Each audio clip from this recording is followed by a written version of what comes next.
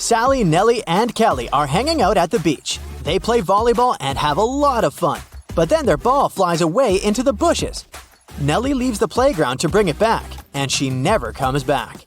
Kelly and Sally look everywhere, but Nellie is gone. They begin to panic and call the police. Detective Bold arrives quickly, finds 3 suspects, and questions them. Bill says, "I've been chilling here since morning, but I didn't notice anything." Kyle says, "I arrived here just now, so I have no idea what's going on." And Mike says, "I was diving in the sea and watching the corals." Can you figure out the kidnapper?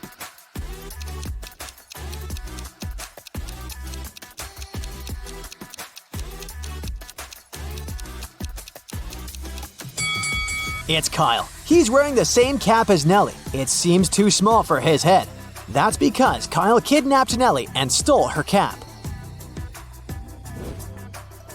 Sally returns to the apartment building where she lives. Wow, there's a basket with a cute little kitten on her porch. Sally takes 2 pictures to send them to her friends. Can you spot 3 differences between them?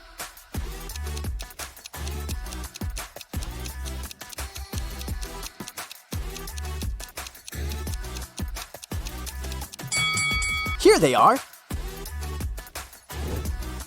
Sally wants to know who brought the kitten, so she interrogates her neighbors. Tom says, "I've been playing video games since early morning. I didn't leave my place at all." Tim says, "I've been working out and I haven't left my apartment yet." Tyler says, "I stayed home all day too. I was too busy playing basketball." Who's lying?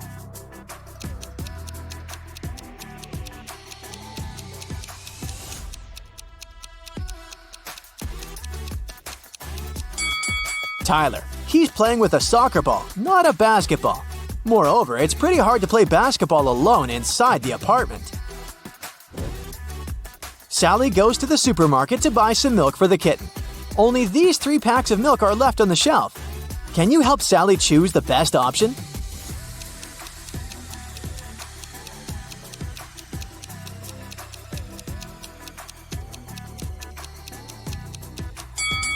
The second milk expired 2 centuries ago, and the third milk carton is bloated, which means that it has already turned sour. Therefore, Sally should grab the first milk. Sally has been working as a cab driver for several years. One day, a police officer finds Sally unconscious in her car. Someone attacked her and stained the car with glue. The officer checks Sally's app account. Sally had quarrels with 3 clients recently, so he interrogates them. Rob says, "I took a cab to the university. When we arrived, Sally asked me to pay extra money for parking, and we had a brief quarrel, but I wouldn't put my future career at risk for a couple of dollars." Karen says, "Yesterday, I received an emergency call. My husband got to the hospital, so I needed to get there as soon as possible. But Sally was driving very slowly. That's why we had a quarrel." And Mrs. Green says, "I was returning home from the supermarket after grocery shopping. Sally asked for extra money for helping me with the bags. I didn't like it." After hearing their stories, the officer knows for sure who's guilty. What about you?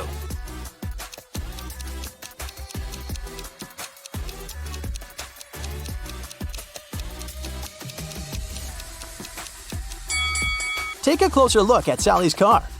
It's parked near the hospital, which means that Karen's trip was the last one before the attack. Therefore, she did it. Sally is feeling much better and she gets back to work. She needs to pick up her client at a restaurant.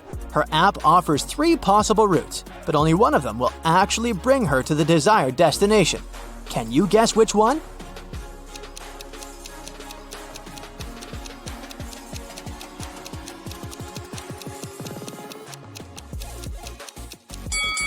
Sally should choose the second route. Sally parks her car near the restaurant and faces the following scene. One of these ladies has a ghost mother. Can you guess who?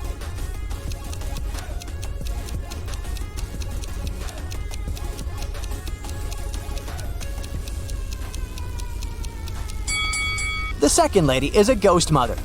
Take a look at her mother's face. She's even younger than her daughter, which means that time has stopped for her a long time ago. Moreover, she leans over a candle without any fear of an open flame. Sally wants to visit her boyfriend Ken at his office, but the front door is locked. Can you help Sally figure out the 5-digit code?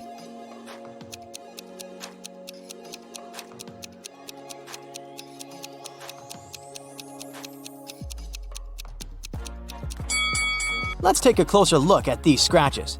These are hints. All Sally needs to do is count the number of intersections. So the code is 23504. Finally, Sally gets inside Ken's lab. He shows her a spaceship from another galaxy. Ken found it and managed to repair everything except the dashboard. How should these wires be connected to make it work?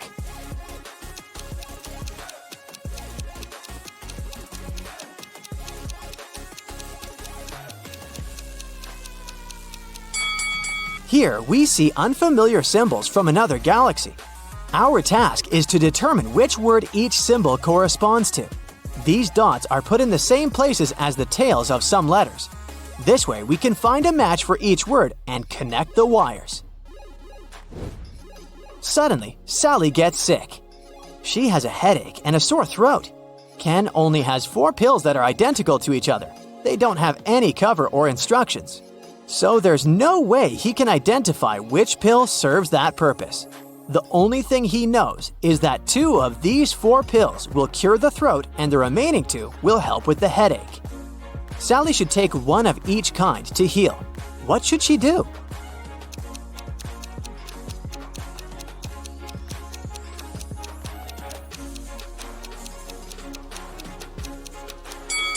The only solution available is to cut each pill in half, and then take 1/2 from each of the 4 pills.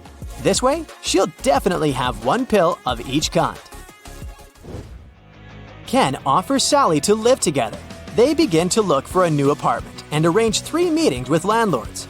Each tells a story about their property. Mrs. Gray says, I inherited this amazing apartment from my sister, but now I want to rent it for the long term because I'm moving to a farm with my husband. Oliver says, I've been living in this property for 5 years, and it's in perfect condition. But now I'm moving abroad for work. So I'd like to find good tenants who will take care of it. And Rose says, This apartment belongs to my mother-in-law. She lives in Europe and asked me to find new tenants. Only one of these landlords is trustworthy. Can you guess who?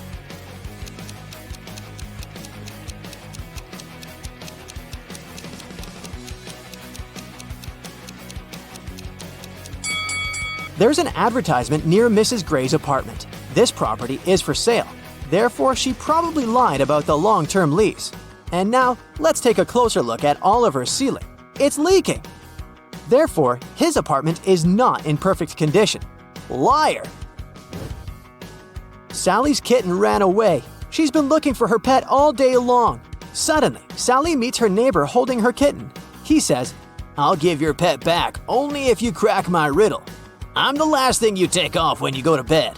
What am I?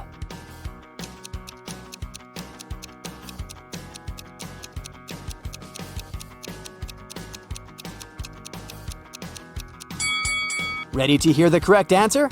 I'm your feet, and you take them off the floor. Sally brings her kitten to the vet for a checkup. There, she meets 2 doctors, but only one of them is a real vet doctor. Can you spot who exactly?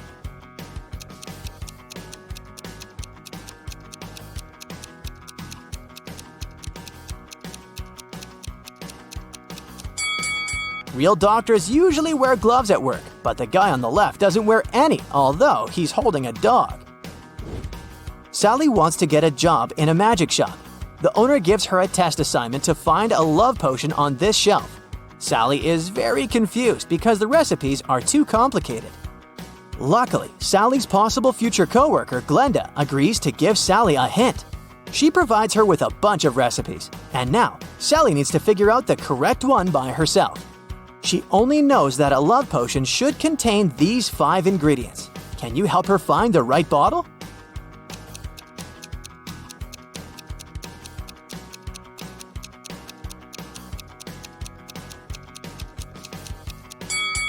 Only the third bottle has all the required ingredients, so Sally should grab it. Sally succeeds and gets the job. Now her task is to go to the storage and find a fake mirror. Can you help her?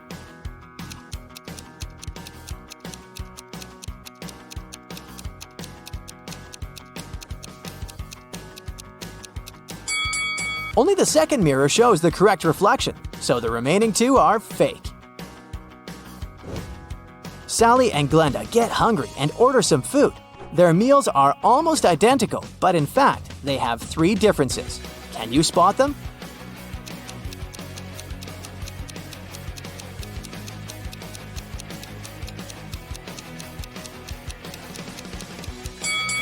Here they are. The holiday season is coming, but criminals are still busy with their evil deeds. Your help is needed. Get your magnifying glass and let's make Christmas merry again. A man was walking along the road heading for a resort town.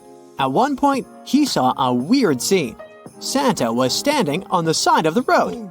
His sleigh had apparently spun out and ended up in a ditch. The man approached Santa to find out what exactly had happened. It turned out Santa had gone out to test his brand new reindeer-free electric sleigh. But suddenly, the Grinch on skis appeared right in front of the sleigh. So Santa had to make a sharp turn. And that's how his sleigh ended up in a ditch. Surprisingly, the man didn't believe Santa. Why?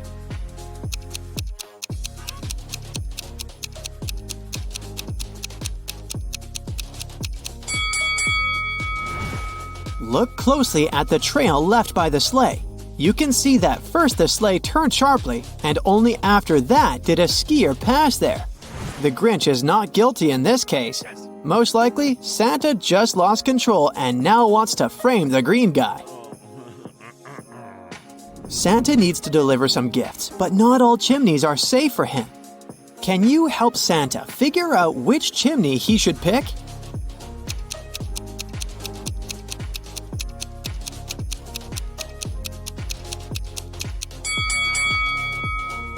The first chimney seems to be fully blocked and no air flows through it. All snow and ice have melted on the second chimney. The fireplace must be working there. As for the third chimney, it's open enough for oxygen to flow through, but the snow hasn't melted completely, which means the fireplace is off. The Grinch wants to change himself to be part of the celebrations instead of hating Christmas. The only problem is that his body isn't cut out for Christmas cheer. He's come to Santa to ask for help. Which part of the Grinch's body needs to be modified the most to fix his anti-Christmas sentiment?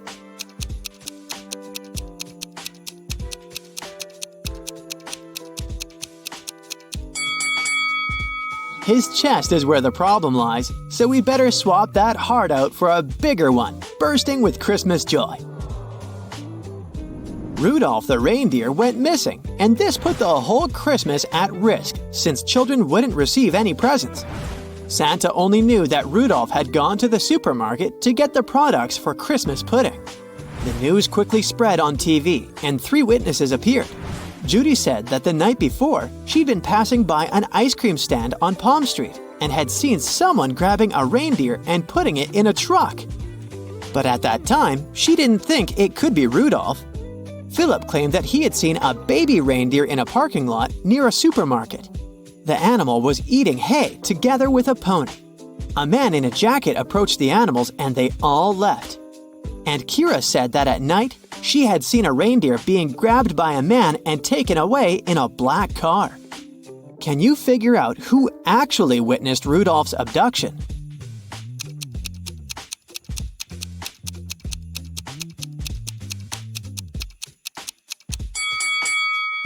It was Kira. Rudolph didn't go out to get an ice cream, neither was he a baby reindeer. So what Kira saw seems to be the closest to the truth. Look at this battle. What do you think? Who isn't going to survive it?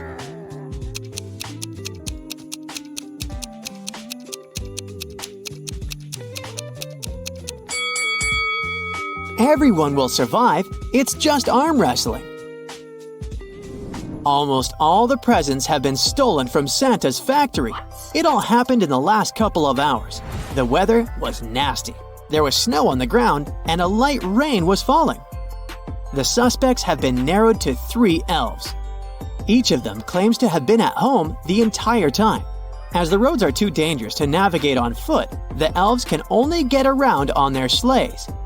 Can you guess who has taken the presents?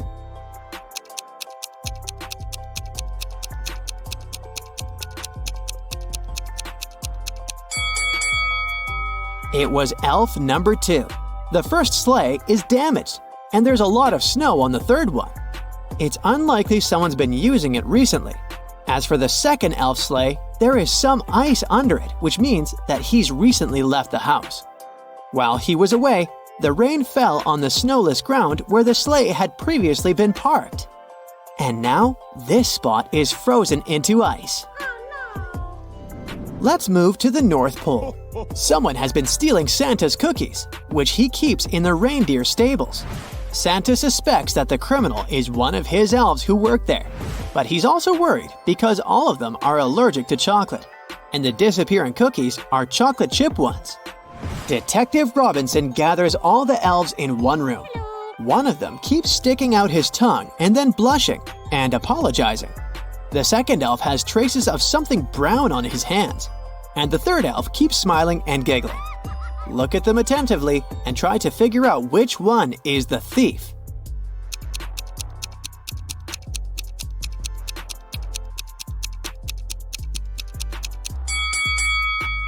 The guy with brownish spots on his fingers works in the stables, so no wonder his hands are dirty. Elves are cheerful creatures, which means that a smiling and giggling elf is not actually an unusual occurrence. But the first elf, his tongue is likely swollen as a result of an allergic reaction. Here's our cookie thief. I'm a cookie you might eat, and some might say I'm a flavored Christmas treat. I have brown arms and eyes, and don't forget my feet. What am I?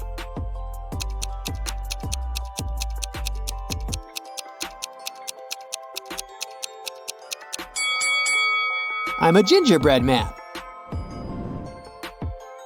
After accidentally falling out of his sleigh, Santa had problems with his leg.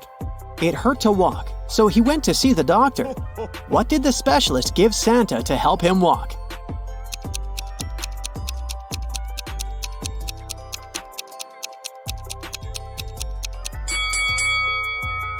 A candy cane, of course! 3 teenagers sneak into Santa's home. When he comes home after work, he sees 3 guilty-looking kids and his tall plastic Christmas tree lying on the floor. Santa knows that one of the kids must have climbed the tree, which made it fall over. He calls the police. After looking at the kids attentively, a police officer tells Santa who is guilty.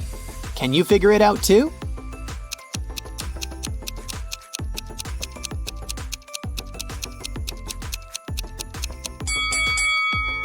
This guy with green hair looks as if he has some Christmas tree needles in his hair. But don't forget that the tree is plastic and can't lose any needles. The guy on the left has a star on his sweater that looks like the one at the top of the tree. But look, it's embroidered. Now look at this girl with a pretty sparkly scarf. It looks suspiciously similar to tinsel decorating the Christmas tree. That's because it is tinsel. Busted! Where can you find Santa's reindeer?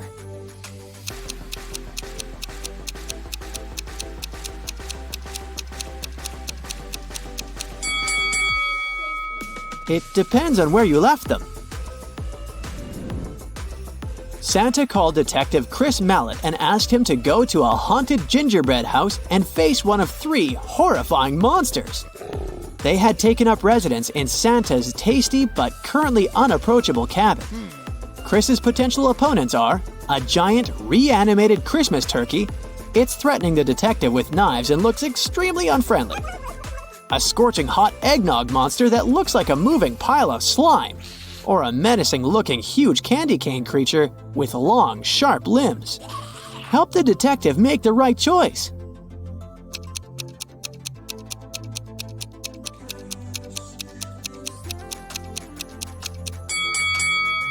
The turkey can be very dangerous with those knives. The candy cane's monster's limbs are too sharp to come close to it. As for eggnog, besides being very hot, it doesn't pose any serious danger. The detective just needs to push the monster towards a gingerbread wall, and it'll absorb the creature very fast. On Christmas Eve, Santa leaves his workshop located at the North Pole to deliver gifts to good children. In what direction does he travel?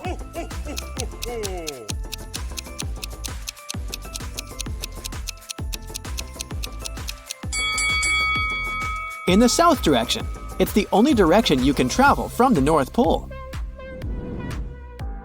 I could keep a giant's foot warm, and people look forward to finding me near the fireplace. What am I?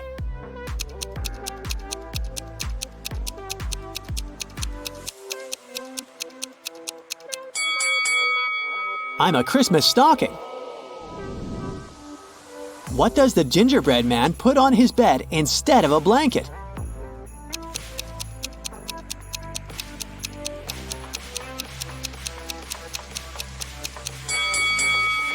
He uses a cookie sheet. He is a man during the winter, but you might drink him during the summer. Who is he?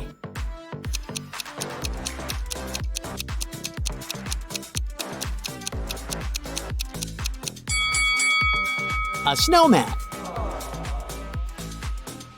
And finally, let's have some fun. Who says, "Oh, oh, oh"?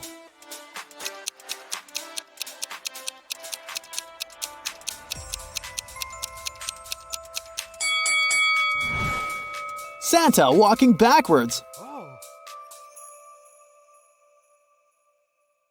Dennis is a talented architect. He's designed a unique skyscraper, and right now, the construction works are starting. His boss asked Dennis to show around a group of specialists from a competitor company. The only condition was that they weren't allowed to take any photos. Dennis did as he was told, but when the group was going to leave, he asked security to detain one man. The architect claimed he had been taking photos during the tour around the site. How did he understand it?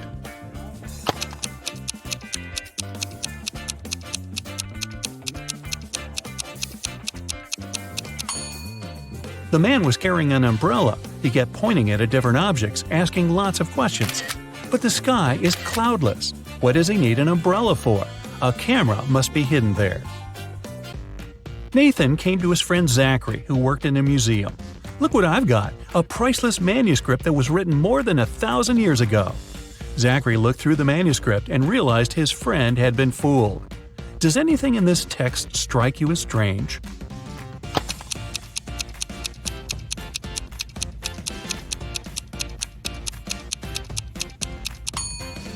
If we talk about the dates before the Common Era, they should be in reverse order.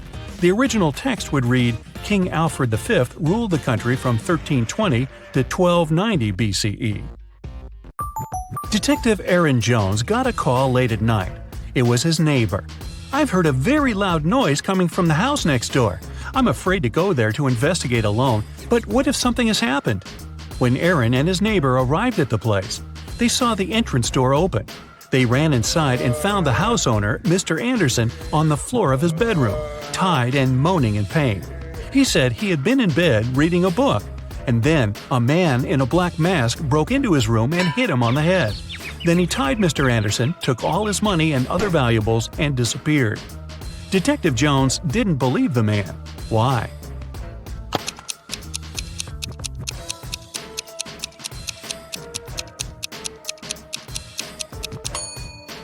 Look at his bed. There isn't even a wrinkle on the cover. It's unlikely that the thief made the bed after tying Mr. Anderson, which means the man is lying. Look at this group of people and try to figure out who the man's wife is.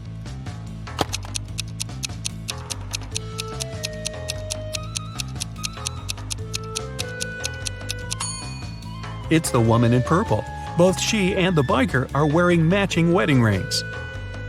Joan took part in an experiment, testing her logical thinking and analytical skills. She had to crack riddles to get to the next level. Right now, the girl is locked in a small room. The door will open automatically once she figures out the riddle written on a piece of paper. Which principle is this sequence based on? 8549176320.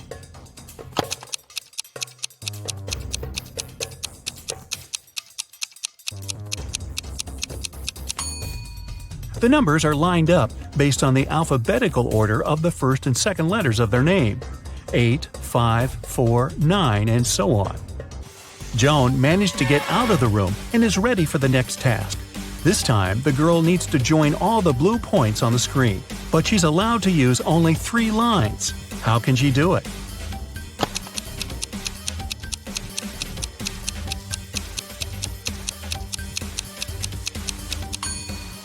She's drawn a triangle. Its 3 sides include all the dots.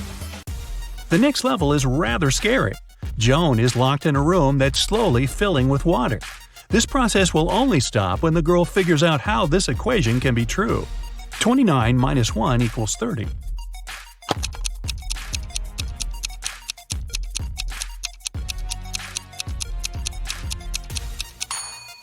Even under these stressful conditions, Joan managed to crack the puzzle. She replaced the numbers with the Roman numerals. XXIX minus I equals XXX. Then she removed the 1 I from 29 XXIX and got 30 XXX. Wow, this was a riddle with a lot of excess. And finally, Joan is given the last test.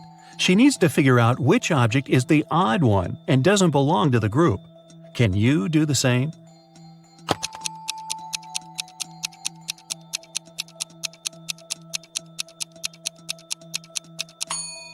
It's the first object. It's the only one that doesn't have any individual traits. The second object is uniquely round. The third doesn't have a red line around it. The fourth shape is a different color, and the fifth one is smaller than the rest. 2 cars are driving through the city. They both started their journey at the same time. The green one is moving at a speed of 30 miles per hour. The yellow one is faster. Its speed is 50 miles per hour. And still, at one point, the green car comes across the yellow car. How is it possible?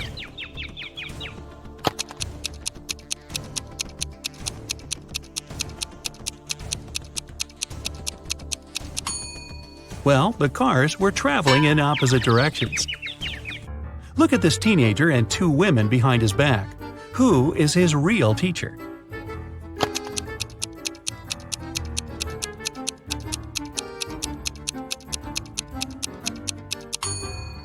The answer is in the reflection behind their backs. You can see that both women are holding pointers, but in the mirror, only one of them has it. She is the real teacher. 2 men are going to fill their watering cans with water from the river. Who will bring more water?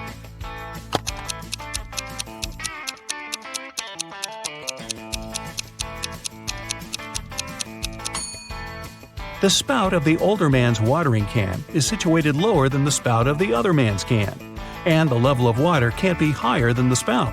It means the younger man will bring more water. Evelyn wants to visit one unusual restaurant, but to get there, one must know the password. The girl hides around the corner to figure it out. She sees a man come up to the security guard. The guard says 12. The man answers 6 and is allowed to come in. Then a young woman approaches the security guard. He says 6, and she answers 3.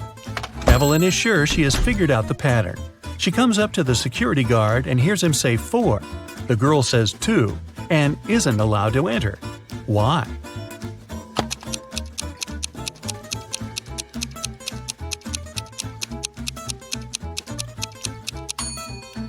The password is always different. It's the number of letters in the word the security guard says. Like the word 12 has 6 letters. That's why Evelyn should have answered 4. A manager of the most luxurious sea resort in the area called the police. She said someone had stolen a set of very expensive monogrammed bed linen. 3 guests left the hotel that morning: Mr. Sam Taylor, Mrs. Amanda Martin, and Mr. Michael Smith. The police detained one of the guests and indeed found the bed linen in their suitcase. How did the detectives figure out which person was the thief?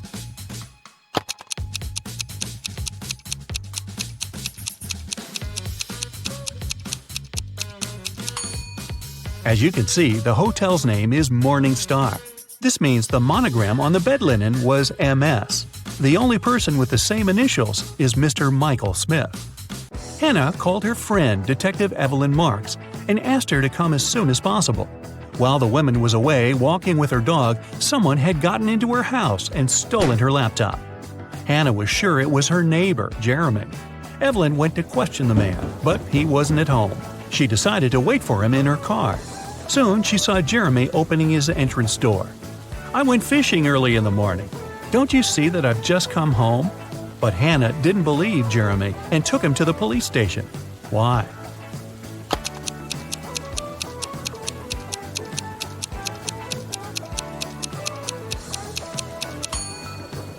The guy was wearing white sneakers, but it's been raining since early morning. If he was out fishing, how can his shoes look so clean? Detective Jacob Robinson was spending his vacation in the mountains.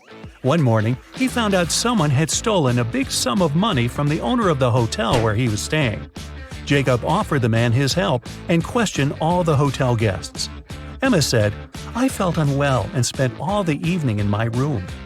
Lewis explained to the detective that he had only arrived at 2 a.m. and had gone straight to bed.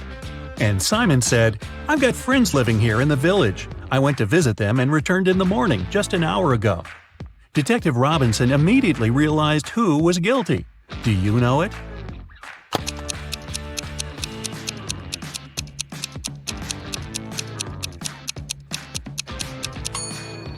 It was Simon. Look at the snow around the hotel. It looks untouched, with no footprints whatsoever. Then how did Simon get back from the village? Mrs. Williamson told her daughter Maya she wasn't allowed to see her boyfriend Luke until she prepared for her exam. After that, the woman went shopping. When she was coming back, she spotted Luke, who was walking along the street. When Mrs. Williamson returned home, she immediately realized Maya had seen her boyfriend. How did the woman figure it out?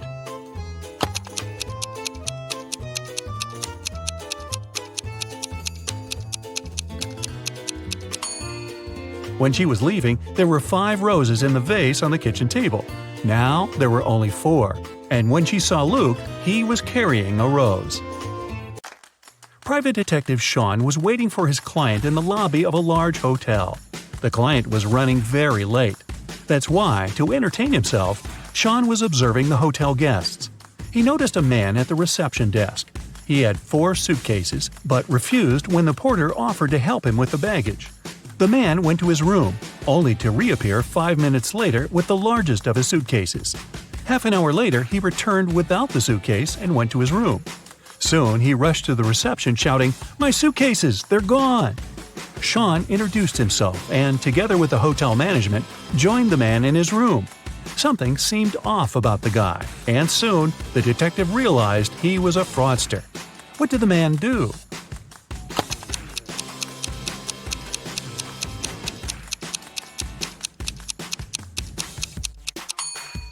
Each of his suitcases was smaller than the previous one.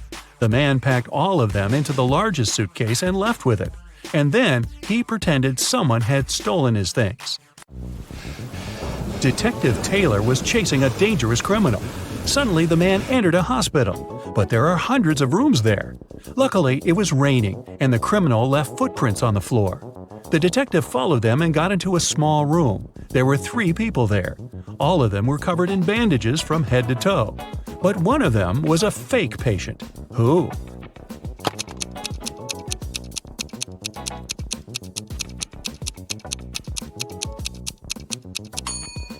It's the man in the middle. He doesn't have a medical chart next to his bed. Animals are awesome. They radiate charisma, confidence, and vitality.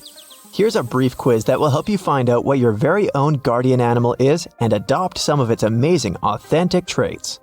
Pick your answers, don't forget to count your score, and see the results at the end of this video. Pick the landscape that you like the most.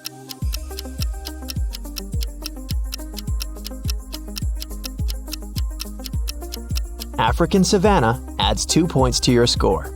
If you chose these beautiful tropical flowers, add 3 points to your score. Snowy mountains, add 0 points. And coniferous forests gives you 1 point. Here's the next question. Do you feel connected with animals? Nope. Of course. Well, it depends. I like them more than humans.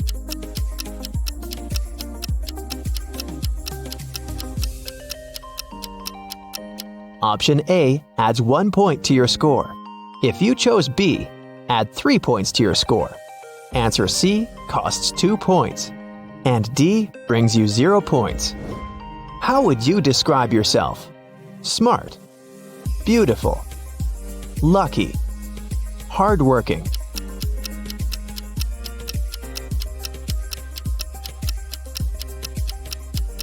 A adds 1 point to your score.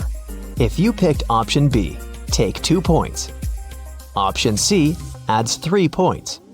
And answer D brings you 0 points. Pick the sky and clouds that you like the most.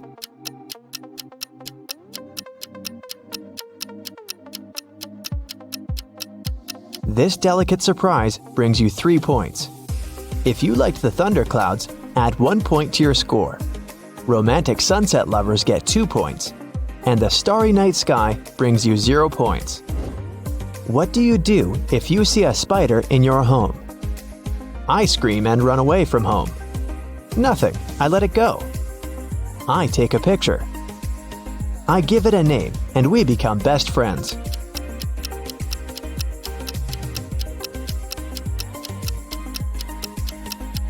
Option A adds 0 stars to your score.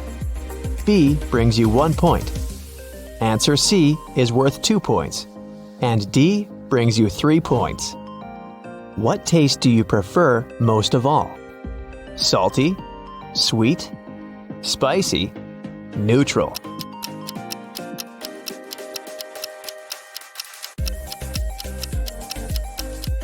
If your choice is option A, add 1 point to your score. Answer B adds 0 points. Answer C brings you 2 points. And answer D is worth 3 points. What are you scared of the most? My own thoughts. The dark. Being a failure. Insects.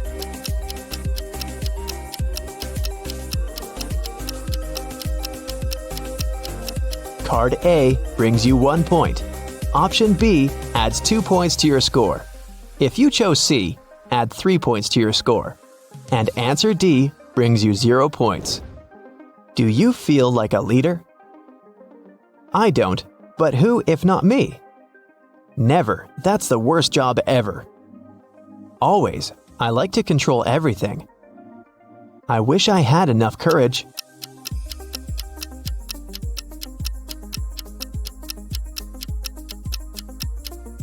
If you picked option A, add 2 points to your score. Option B brings you 1 point. Option C is worth 3 points. And answer D brings you 0 points. If we ask your best friend to describe you in just one emoji, what would it be?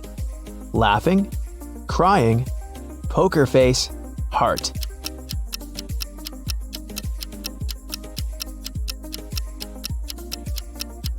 A brings 3 points to your score. If you chose B, add 0 points to your score. Option C brings you 1 point. And option D adds 2 points. Would you rather work in a group or alone? Alone. In a group. Depends on the task. I prefer working in pairs.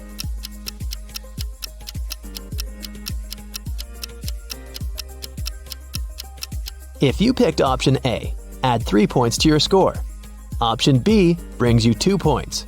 Option C is worth 0 points. And answer D brings you 1 point. Which music genre do you like the most? Classical, rap, disco, rock.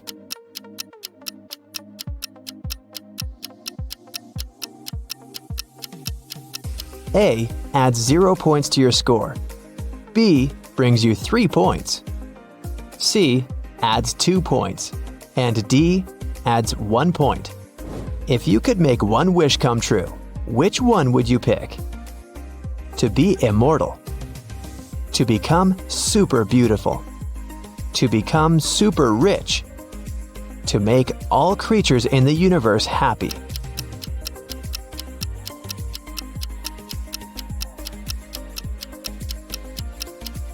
A brings you 0 points in this round. Option B adds 2 points. C is worth 1 point. And answer D adds 3 points. If you could pick just one of these 4 jobs, which would you choose? Firefighter. I'm ready to take risks to save lives. Fashion designer. Making people look beautiful is my passion. Pilot. Flying makes me feel so free. Chef. Preparing food always makes me happy.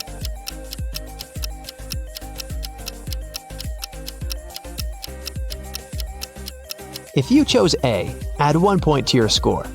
Option B brings you 2 points. C adds 0 points. And answer D brings you 3 points. Are you confident? I tried to be. No. Yep, I'm the most confident. I tend to overthink every action.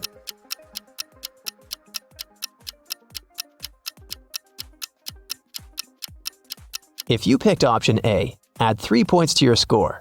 Option B brings you 1 point. C adds 2 points. And answer D brings you 0 points.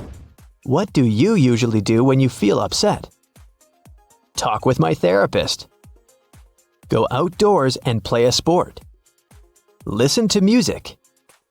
Go shopping.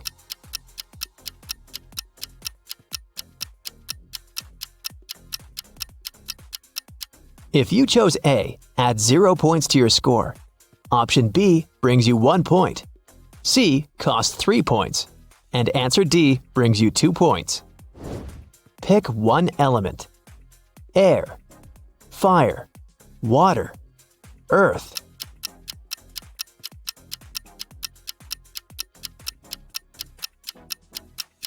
If you chose A, add 0 points to your score. Option B adds 2 points. Option C is worth 3 points. And answer D brings you 1 point. Do you get along with your family? Not really. I take care of myself on my own. Yeah, I can't imagine my life without them. We share some similar interests. Well, let's just say I'm still waiting for my magic school invitation.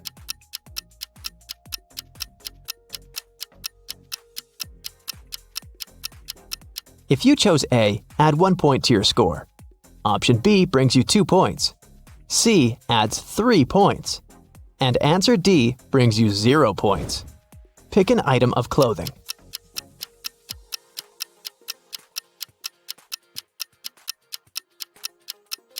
The hat brings 0 points to your score. If you picked the glitter coat, grab your 2 points. The pair of jeans brings you 1 point, and the swimsuit brings you 3 points. Pick the dance style that you like the most.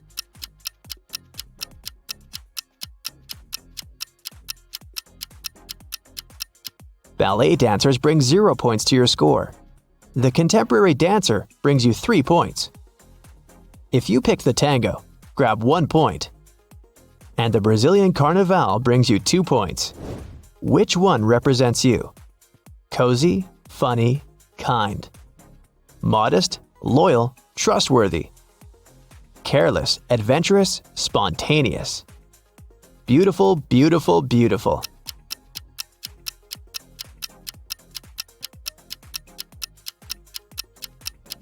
Option A adds 3 points to your score. Option B brings you 1 point. If you chose C, you get 0 points. And answer D brings you 2 points. Pick a flower. Lilies, mysterious just like me. Daisies, they give me a peaceful and warm vibe. Peonies, there's something royal about them. Narcissus, they're so soft and elegant.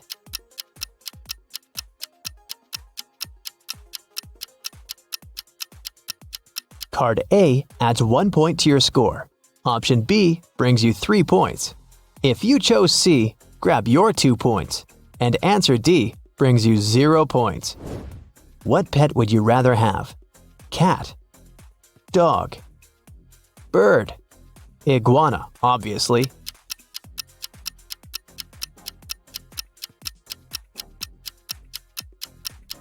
Card A adds 3 points to your score. Option B is worth 2 points. C brings you 0 points. and answer D brings you 1 point. Ready for the results? Make sure you calculated your score correctly, and let's go! If your score is between 0 and 16 points, congratulations! Your guardian animal is an owl. The wise creature protects you from all kinds of troubles and helps you through difficult times.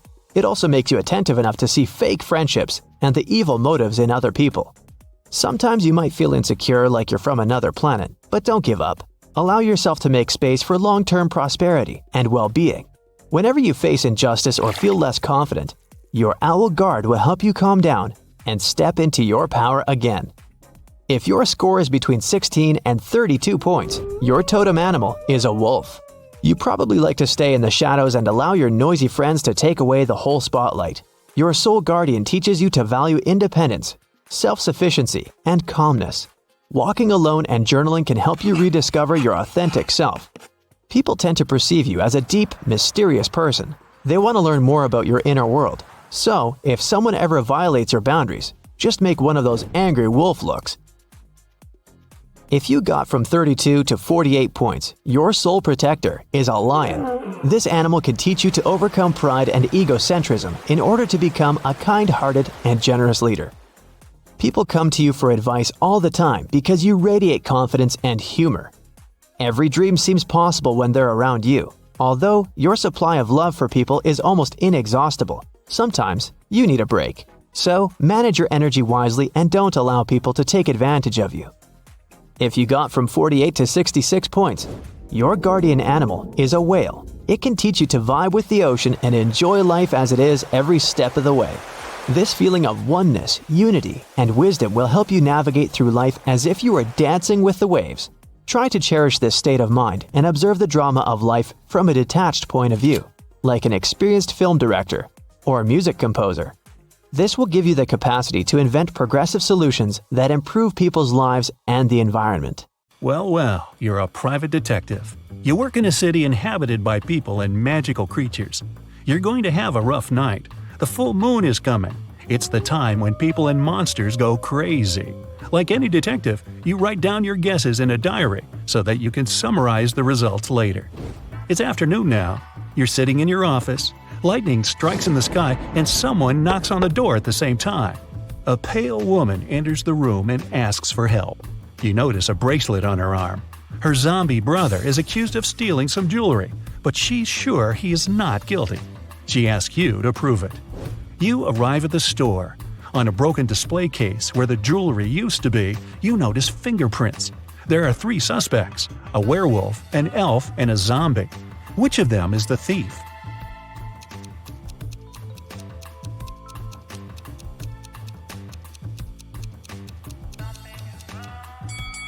The elf. The zombie has skeleton hands, and the werewolf has hairy paws. Only the elf could leave human-like fingerprints. You drive through the streets and see a group of suspicious people standing by the riverbank. You stop and get out of the car. The people notice you and sprint in the opposite direction. You run after them on the sand along the water, but can't catch up. You look around but don't see anyone. Then you figure out it was your hallucination triggered by long sleepless nights. How did you figure that out?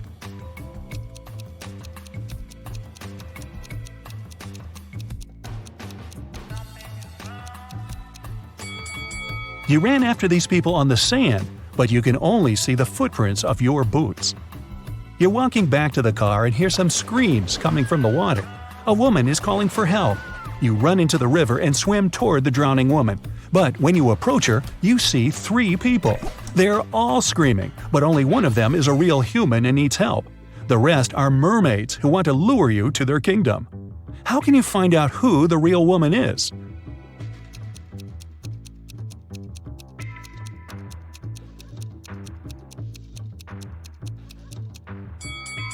Dive and check who has a fishtail. You save the woman and go to the car. It starts raining. You don't want to catch a cold, so you decide to change your clothes in your apartment. But suddenly, you hear someone scream for help outside. You run out of the apartment and forget to lock the door. A woman is crying in the street. She's standing near the road. In the distance, you can see a car leaving at high speed. The woman says her new car has just been stolen. You get into your vehicle and start chasing the criminal. The suspect gets out of the car and runs toward an abandoned house. He climbs over the fence and disappears inside. You go there after him. In a small hall, 5 zombies are walking in different directions. But zombies don't drive cars. One of them is the thief pretending to be a zombie.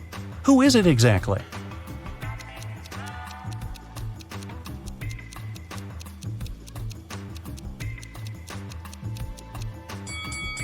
Zombies don't sweat, but one of the creatures you see is covered with sweat. That's because it's the criminal who has been running away from you. You walk through the streets. There's a warning on a post about lizard people charging at the inhabitants of the city. You remember investigating this case, but you couldn't find these reptiles. Now you need to go to the park. For several days, a large werewolf has been scaring the residents there. You know that the werewolf has a wife, and she is the only person who can calm the monster down and help him return to his human form. You have found 3 girls. Each of them might be the werewolf's wife you're looking for. You ask his wife to approach him, but none of the girls admits she's the one you need. So you have to make your own choice.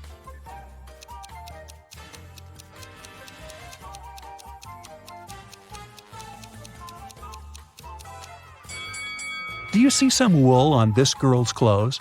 It's the wolf's fur, which means she's the wife. She walks up to the monster, hugs it, and the werewolf turns into a human. You're hungry. You drop by a pizzeria. The owner of the restaurant says that someone has taken all his weekly earnings from the safe. The thief wore gloves and left no fingerprints. The video cameras were turned off.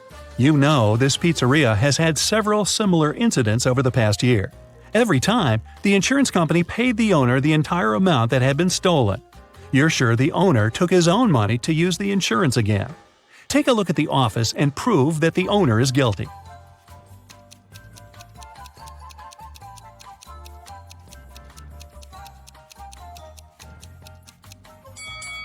Look at the air vent.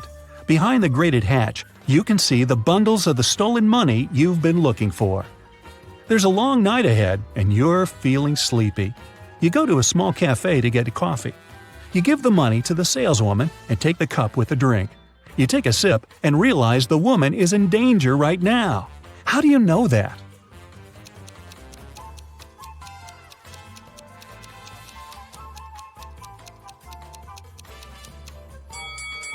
"Help me" is written on the cup she's just given you. You decide not to leave the cafe and sit down at the table. You can see a man in a black raincoat and hood sitting at the other end of the room. The girl behind the cash register is looking at him wearily. You look at this visitor for a few seconds and realize he's a vampire. What makes you think that?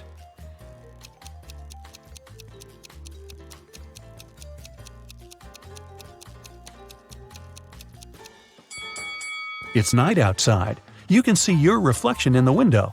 The hooded man is sitting by the window too, but isn't reflected in it. He's a vampire. The coffee has cheered you up a little. You're walking along the street, lost in thought. That's why you don't notice an open maintenance hole in front of you. You fall and find yourself in a dark sewer. Phew! Fortunately, you're not hurt. Shh! You can hear some noise at a distance. You turn on your flashlight and slowly walk forward. Soon, you come across a cage with several people inside. They say a mad scientist caught them and put them in this cage to conduct experiments. You need to free the prisoners. But where can you find the key? Carefully inspect the laboratory.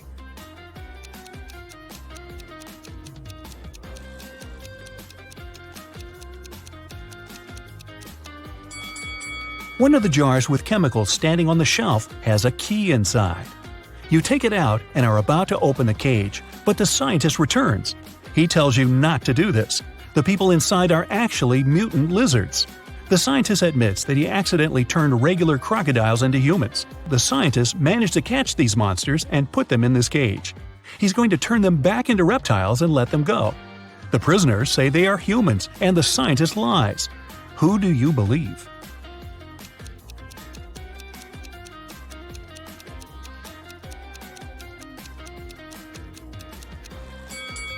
You decide not to open the cage.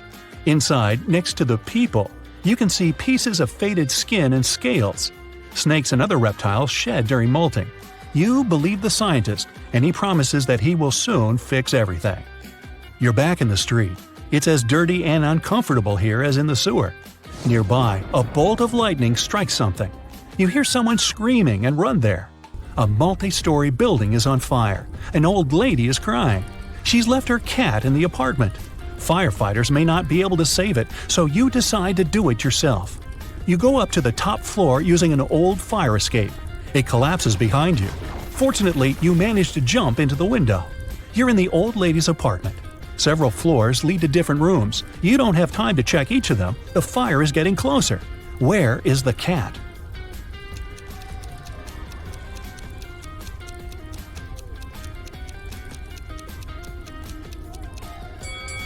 That door is scratched at the bottom. Those are claw marks. The cat must be there. You open the door and see a big black cougar. The fire is everywhere, and you can't go out through the main entrance. There is a window leading to the backyard and a fire escape. Where will you go?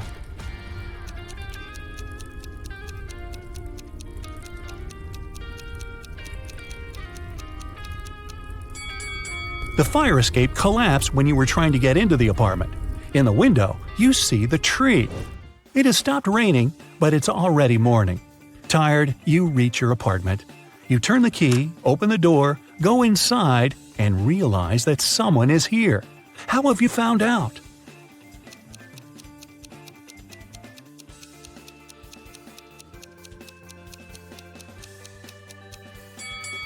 You were in a hurry and forgot to lock the apartment door while leaving.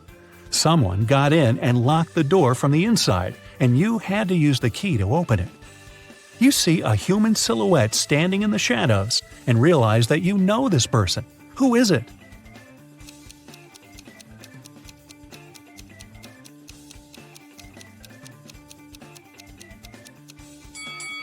It's the woman who asked you to help her brother.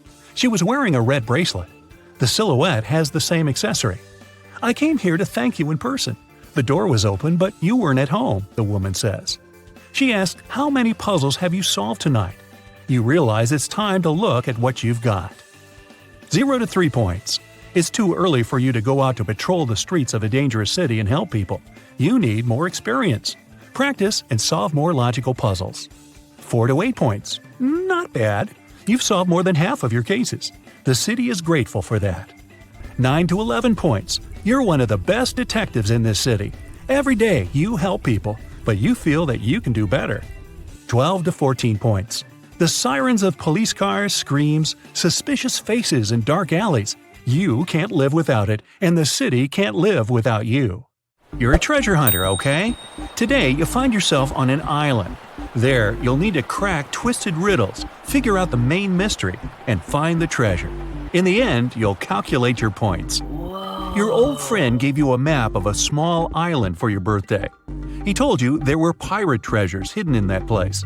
Of course, you want to find them. You have a flare, a bottle of water, a compass, a flashlight, a phone, and a shovel. You sail to the island's southern coast and go into the jungle. Here, you see 3 roads with signposts. The first sign shows a bear, a lion is painted on the second one, and a pirate flag is installed in front of the third road. Which way should you follow?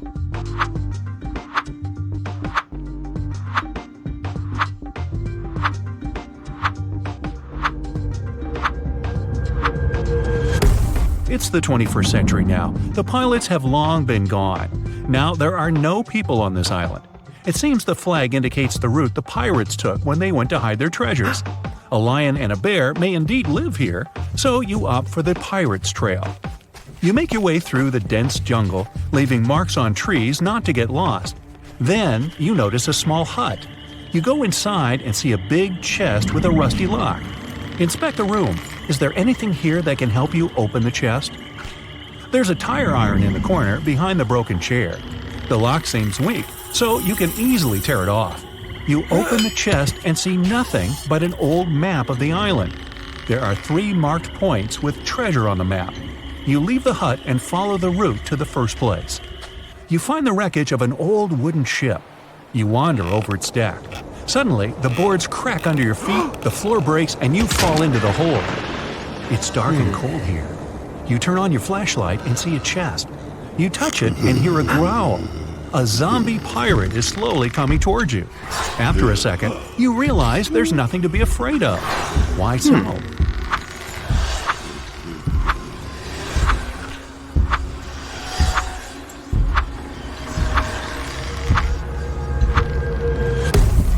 The pirate isn't real, it's a hologram. Behind it, a small projector is installed. It creates this digital zombie pirate. You pass through the hologram and open the old chest.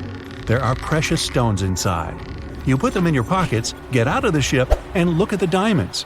You understand they're fake and made of plastic.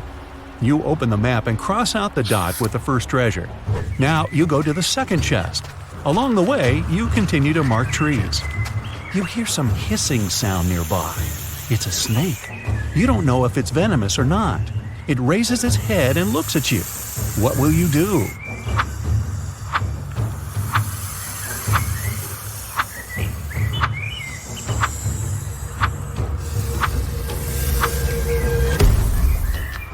Find a long stick and point it at the snake so that the reptile attacks it. Move to a safe distance and wait for the snake to crawl away. Hiss back loudly to scare the reptile off. You need to step back slowly not to provoke the snake. Now, when you're at a safe distance, just go around and continue on your way. The map leads you to a mountain cave. It's very dark and damp inside. You take out a flashlight, but it doesn't work. The battery has run out. You go into the jungle to make a torch out of twigs and leaves, but at that moment, it starts to rain. Look carefully at the cave entrance and think about how you can light it up.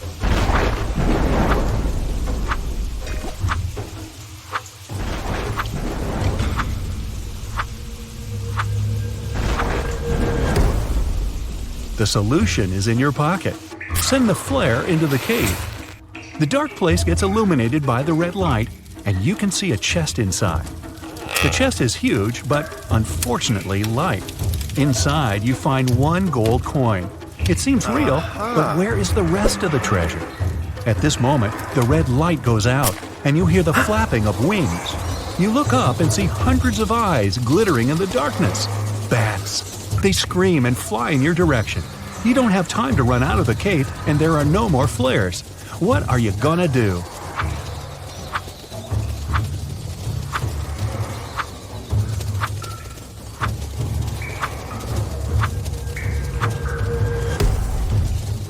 Hide in the chest. There's lots of space. You jump in and close the lid. Bats fly past you and beat their wings against the chest.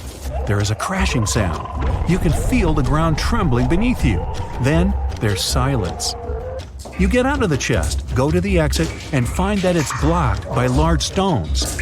Fortunately, your phone is still working and can catch a signal. You call the rescuers and give them the coordinates of the island. That's not enough. The island is rather big, and the rescuers need the exact location. What will you tell them?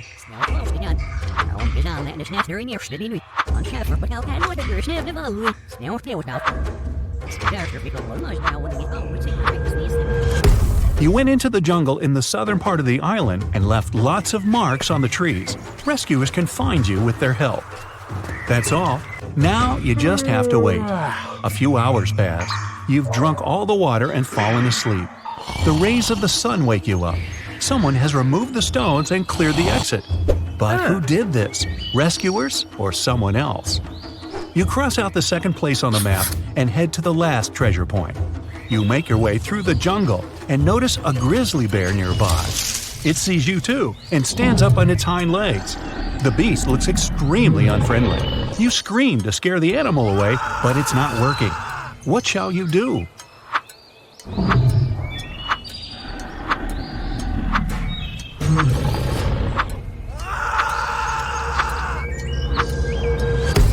Run as fast as possible because bears are big and clumsy. Climb the nearest tree and sit there until the bear leaves. Lie on the ground in the fetal position and don't move. Bears run fast, so it'll easily catch you. They can also climb trees. So lie down on the ground and freeze. The bear sniffs at you for a few minutes, then walks away. According to the map, you have already come to the place where the third treasure is, but there's nothing around. It must be hidden underground. Natural diamonds might be here, gold might be hidden over there, and pearls can be right there. Where should you dig?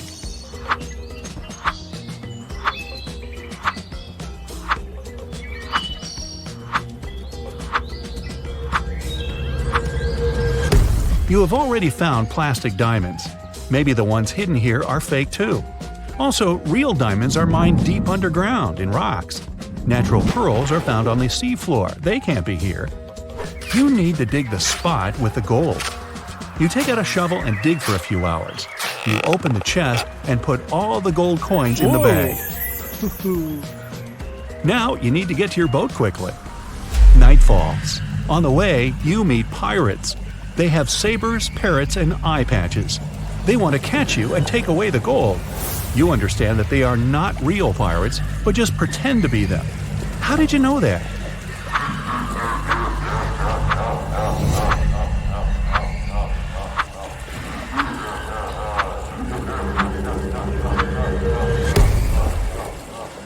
The first pirate has a watch on his wrist. The second pirate is wearing sneakers. The third pirate holds a sword. There's a price tag on the sword handle. You've exposed the pirates, but they're still going to steal the gold. You run away to hide. You see 3 tall trees. Which one should you climb?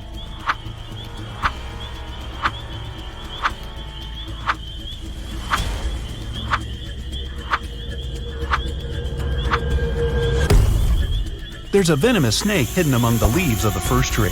When you look at the second tree, you notice a broken branch. You climb the third tree and wait for the fake pirates to pass by. Why is everything fake here? What's happening? At that moment, you hear someone calling your name. You look down and see a zombie pirate climbing a tree. You think it's another hologram, but the pirate grabs your foot with his cold, bony hand. You scream, and the pirate disappears. Did you see a hallucination? Was it a dream or reality? How do you find out?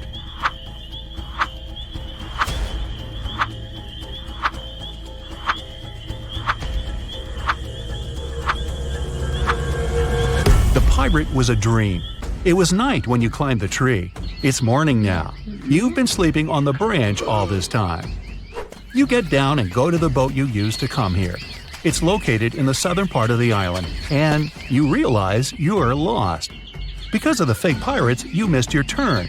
But now, how can you find out where the south is?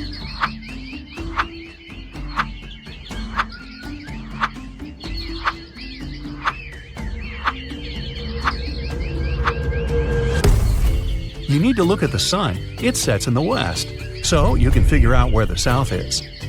Focus on the moss. It grows on the north side of the tree. That means the opposite side is south. What shall you choose? Or is there an easier option?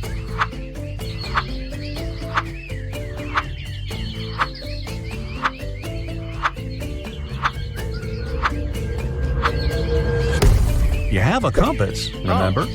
You go to the south and come to the shore, but you don't see any boat. You look around the area and realize that someone has dragged the boat into the jungle. How did you know that?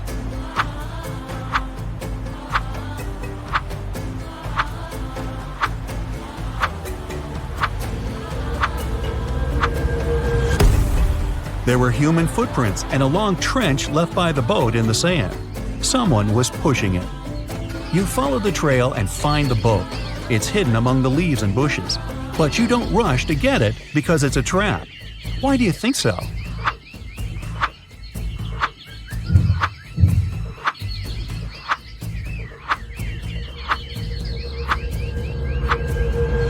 Behind the trees, you see people's silhouettes. A hand sticks out of the bushes next to the boat. You need to get out of here as soon as possible. You turn around and hear, "Surprise!" These are your friends. They made this quest for your birthday as a present. The whole island is one big theme park dedicated to the pirate's life. All the pirates are actors, and the treasure and the sunken ship are just scenery. The snake wasn't venomous, and the bear was tame and wasn't going to charge at all. There are no real treasures. You get upset, but feel happy at the same time because you've been through a real adventure. Now it's time to see the score and find out how well you've done. 0 to 4 points. It seems you're not used to walking in the wild jungle looking for treasures. 5 to 8 points. You love adventure, but don't act like a professional. You need to train your attention and logic more. 9 to 12 points. Jungle, wild animals, a treasure map. For someone, it's a challenge, but for you, it's fun. 13 to 15 points. You're a real explorer and treasure hunter. You can easily navigate in foreign lands and cope with any problems.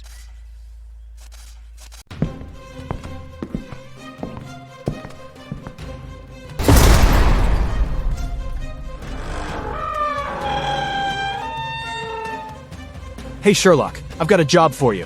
Are you ready to polish your analytical skills? Great. Here you go. Yeah. Once Lily, a real estate agent, was showing a luxurious apartment to a wealthy family. The family liked everything about the apartment, but for one thing, the place had huge floor-to-ceiling windows, and they were worried someone could accidentally break the glass and fall out. Lily really wanted to sell that expensive apartment. That's why she decided to prove that the glass was unbreakable. She ran up to the window and hit it at full speed. The glass indeed didn't break, but Lily fell out of the window and was rushed to a hospital. How could it happen?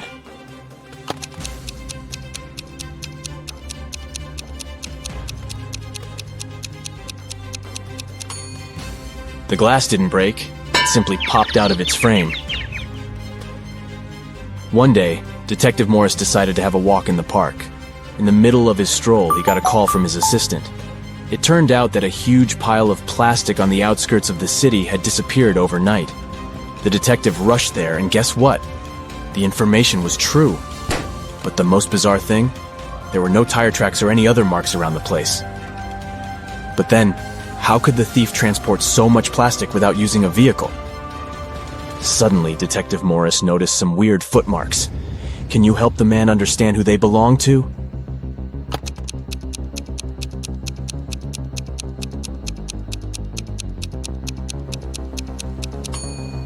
Those are definitely not human footprints. They might belong to an animal or some other creature. The case is getting weirder by the minute. Detective Morris was wandering around the city for hours looking for clues. Soon his assistant informed him about the disappearance of yet another pile of plastic. At the crime scene, the detective found the same footmarks. The expert he had asked to examine the photos and samples replied that the footprints didn't match any other in her extensive database. She even suggested that they could belong to an alien. But why would aliens need our plastic? Morris decided to prevent the next crime. He went to the outskirts of the city again and spotted 2 piles of garbage. Look at them attentively. Which one might aliens want to steal?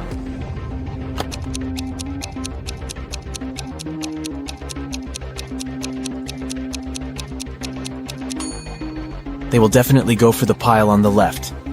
There's too much stuff made of iron in the right pile, but aliens are after plastic, so pile on the left it is. Detective Morris decided to catch the aliens red-handed. In an hour or so, the man noticed a spaceship landing not far from the piles of trash. An alien climbed out of the spaceship and transported the pile that contained plastic into the ship. Detective Morris was shocked, but there was no time for panicking. A small door was open in the side of the spaceship. He sneaked inside. He only had some time to look around when a siren started blaring. Oh no! Are they gonna take off? The man rushed back to the door, but it was already locked. Luckily, Morris noticed a math equation on the door. It looked as if it was made out of matchsticks. 5 + 7 = 2. But the answer was wrong. By trial and error, the detective understood he could only move one matchstick to make the equation correct. How can he do it?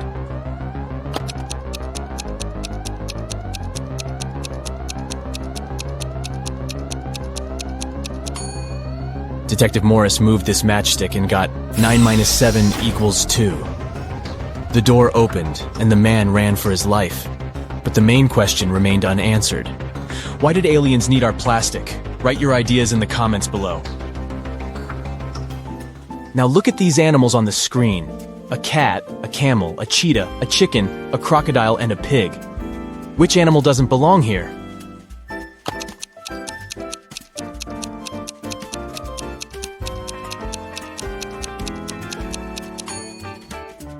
The pig is the odd one out. It's the only animal whose name doesn't start with the letter C. Did you get it? Nice job!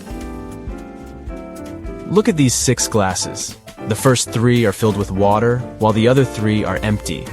How can you arrange them so that they alternate in a full empty full pattern if you can only move one glass?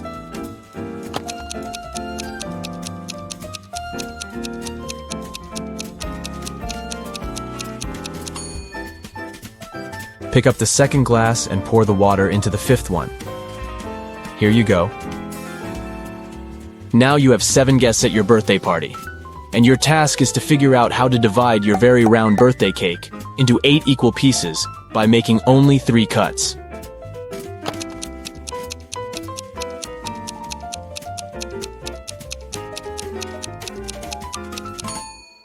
First of all, you need to cut your cake vertically in the middle of the cake to divide it into 2 equal pieces.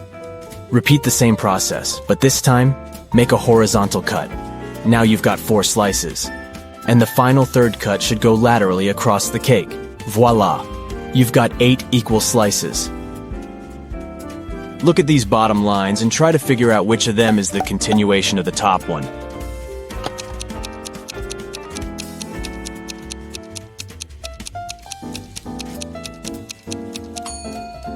It's this line on the left, see?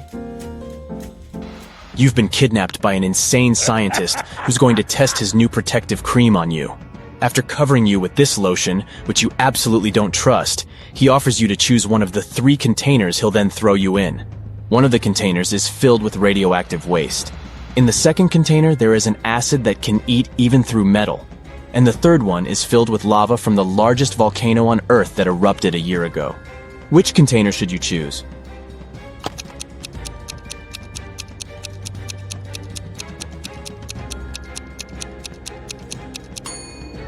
Pick the container with lava. If the volcano erupted a year ago, the lava must be already solid. Look at these prisoners. Can you figure out who came from the future?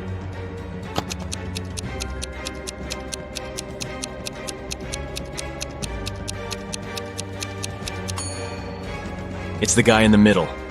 Unlike the other 2 men who are dressed like people were in the past, he's wearing modern clothes and cool sneakers. A terrible virus broke free from a laboratory, and now all animals and plants on Earth are mutating at a horrifying speed. You've been trying to find the solution, but instead got trapped in the laboratory where it had all started. There are 3 doors you can escape through, but behind the first one, there is a bunch of aggressive flesh-eating cacti. The second door hides hundreds of venomous bees, and the third door prevents an attack of fire-spitting dragon-like monsters. Which door can lead you to freedom?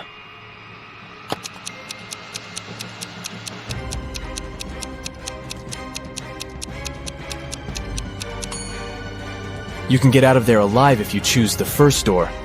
Even though the cacti eat flesh, they're still plants and can't move, so you can easily get around them. You're trapped in a room that's steadily getting filled with water coming from a tap in the wall. There are no windows in the room and the door is blocked.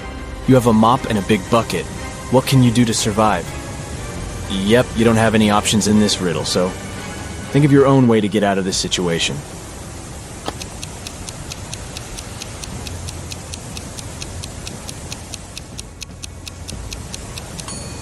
Your chances to stay alive are much higher than you might think.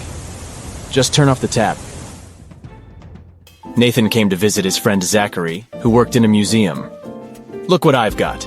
A priceless manuscript that was written more than 1,000 years ago. Zachary looked through the manuscript and realized his friend had been fooled. Does anything in this text strike you as strange? King Alfred V ruled the country from 1290 to 1320 before Common Era.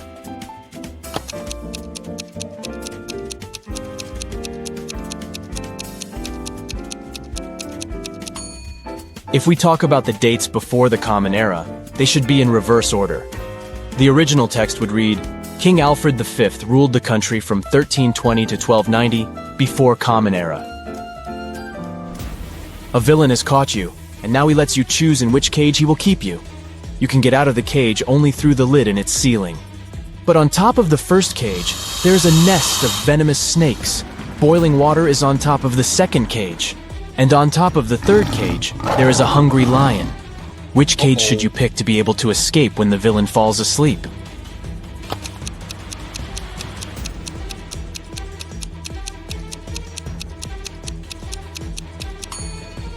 Choose the second cage because the water will eventually evaporate, and you'll get out of the cage without problems. You're locked in a small room without windows and just one door. To get out of there, you need to crack this riddle. 1, 2, 3 equals 5, 3, 2, 1 equals 9, 2, 1, 1 equals 4, 1, 1, 2 equals 3, 1, 3, 2 equals... How fast can you get out of the locked room?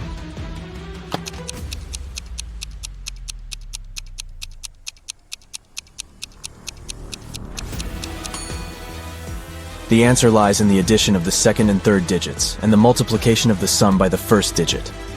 Let's take the first equation. 1, 2, 3 equals 5. 2 plus 3 equals 5. 1 times 5 is 5. Let's make sure. 3, 2, 1 equals 9. 2 plus 1 equals 3. 3 times 3 is 9. Then the answer we need is again 5. 3 plus 2 equals 5. 1 times 5 is 5.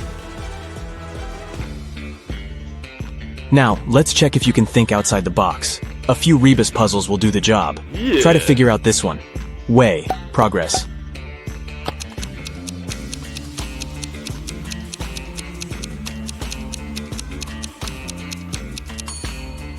It means progress underway. How about this one? Noon. Good.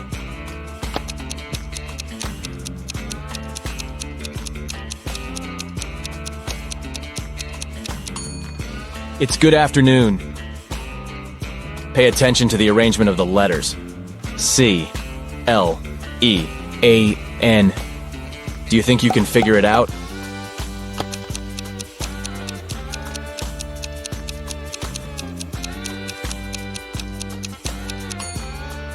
It means clean up. What word or phrase can you see here? Give, give, give, give.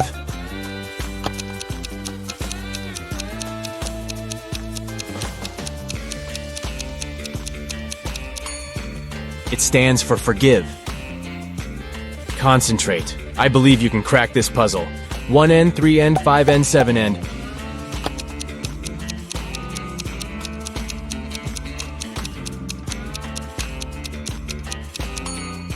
This rebus hides odds and ends. Try to figure out this one. Stay 4NCE.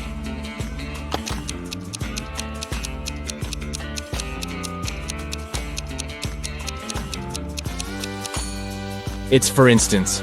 Great job! Mr. Carter, a rich man who collected antiques, asked Detective Morris to visit him. When the detective arrived, the collector said, "I've just got a precious statuette, but I need to go away on business for a week, and I'm afraid someone will break into my house." Of course, the statuette is insured, but still. Detective Morris had some other urgent things to do, but he promised to come back in the evening to figure out the solution. But when he arrived several hours later, Mr. Carter was in despair. I drove my sister to the doctor and was away for an hour or so. But when I came back, the statuette was gone. Detective Morris didn't believe the collector. Why?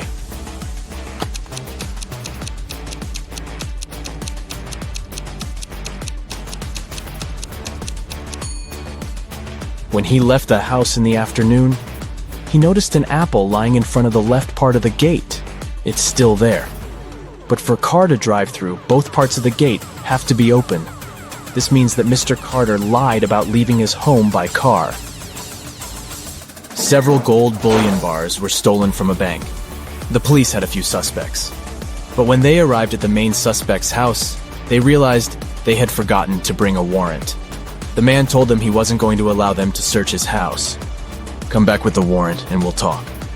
An hour later, the police officers came back with the needed documents. They thoroughly searched the house and the garden, but didn't find the gold.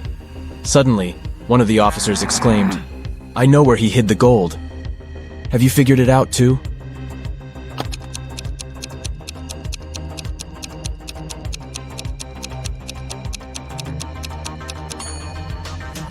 The gold is in the swimming pool. When the police visited the man for the first time, the level of water in it was much lower. A very famous painting disappeared from the museum. Later, the police managed to find it. But there was a problem. They found not one, but 3 paintings. Only one of them is original. The others are just copies. Can you help the police figure out which the original painting is?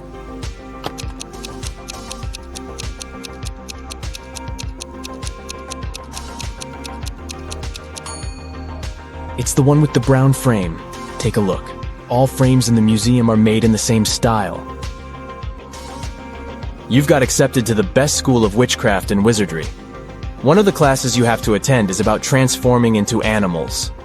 There are 3 professors who teach this class. Each of them specializes in transforming into a certain animal. Look at your professors and try to figure out what kind of animal each of them turns into.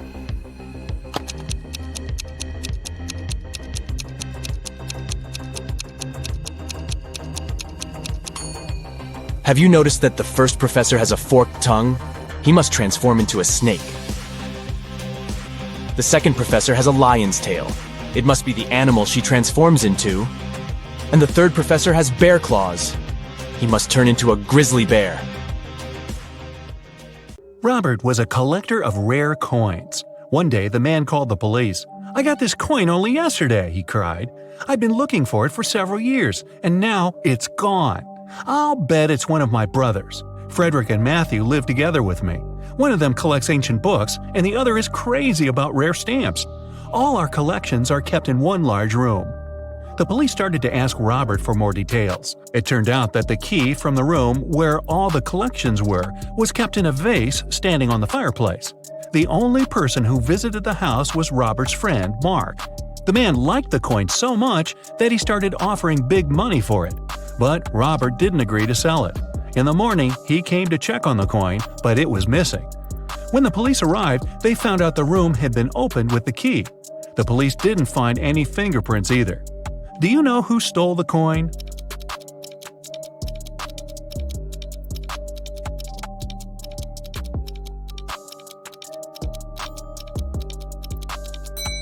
It was Mark. He was the only person who had a reason for getting rid of the fingerprints. The brothers' fingerprints would be absolutely natural since they lived there. There was a blackout in the city, but the bus driver still noticed a dog on the road and managed to stop in time. How did he do this?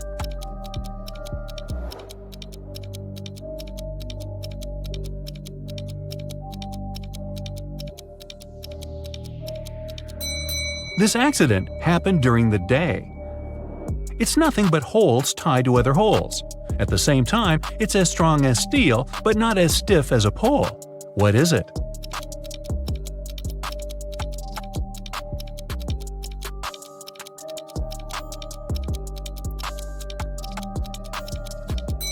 It's a chain. Stephen's wife called the police and told them her husband had disappeared right from his garage. It happened several hours ago. The only thing she found there was a left-hand glove. When the police came, they saw it was a very peculiar glove. Such gloves were sold only in one store in their town. The store owner told them he had recently sold these gloves only to two people, Kevin, Stephen's neighbor, and Brian, Stephen's colleague at work. The police officers visited Kevin and asked the man to show them his gloves, but Kevin had just one. "I lost the other glove a week ago, and I don't have any other gloves." The man even pulled the glove on to demonstrate it to the officers. Then the police visited Brian. "I was wearing these gloves when I was repairing my car. They got so dirty that I threw them away." Who do you think knows something about Stephen's disappearance?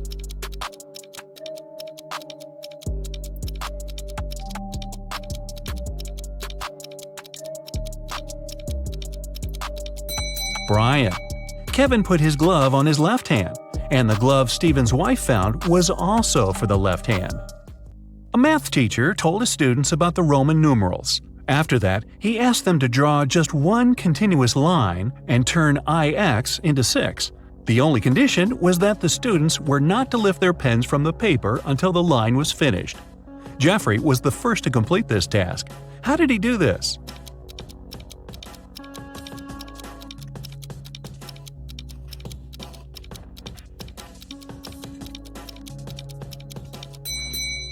He drew the letter S in front of IX and got 6. Both Sharon and Cynthia had a box of chocolates each. There were 14 chocolates in each box. Sharon ate several candies, and Cynthia ate the same number of chocolates that were left in Sharon's box. How many chocolates do they have together now?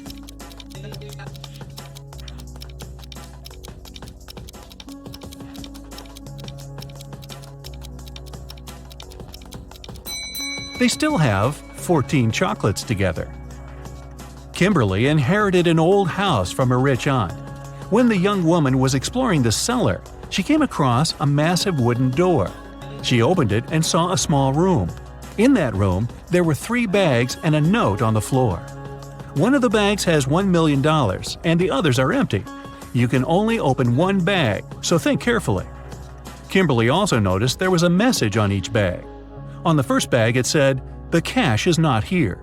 The message on the second bag was, "The cash is not here." And the message on the third bag claimed, "The cash is in the second bag." If only one message is true, which bag has the money?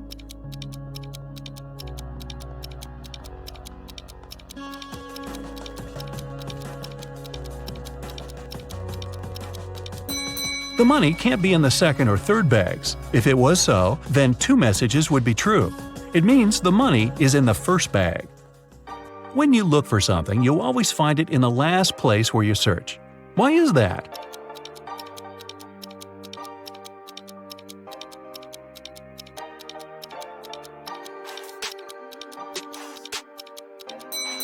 It's always the last place where you look because, after this, there's no need to continue your search. A married couple went on a vacation and asked their neighbor to look after their house. When they returned, the wife found out that she had lost all her expensive jewelry, and it happened because of a power failure, no less. The woman had hidden her jewelry in a supposedly safe place. The house hadn't been burgled. The neighbor was an honest person. The jewelry had disappeared by accident. What happened?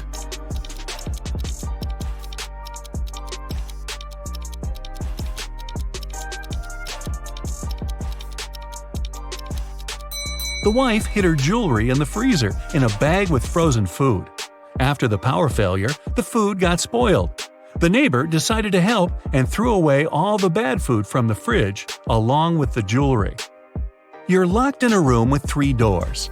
It's safe to walk through any of them, but the doorknobs are the real problem. One of them puts out high voltage. The second is covered with poison. Just 1 drop on your skin and you won't survive. And the third doorknob is so hot it will make your hand burn. What doorknob should you opt for?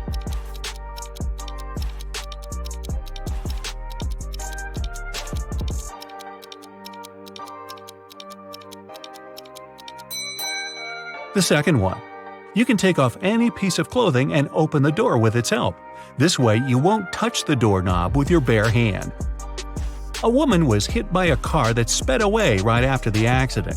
When the police arrived, they found several witnesses who described the car.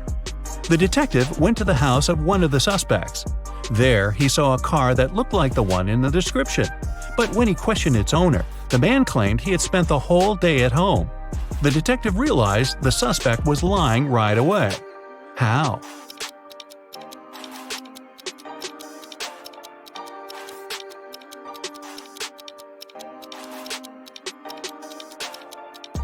He touched the hood of the car. It was still warm from the engine. I was driving along the highway when one of my tires burst. I stopped to change it, but when I came back to the car, I saw it had a flat battery. I looked around and realized I was in the middle of a small town. I decided to wait for someone who could help me. Suddenly, I heard glass shatter. The night was very dark, so I switched on the headlights and saw a man climbing out of a house. He was carrying a large bag. I got scared and ran to the nearest police station. That was Mr. Darrison's story. The police detective who was listening to him asked, "And where did you hide everything you had stolen from that house?" How did he come to that conclusion?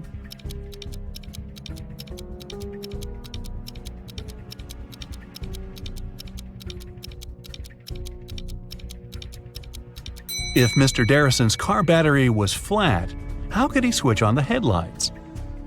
Dylan was trapped in a basement. The only thing he found inside was a note and a pen. Find the way to get 200 out of 188 with one line, and you'll be free. 5 minutes later, the door opened automatically, and Dylan was free. What did he do?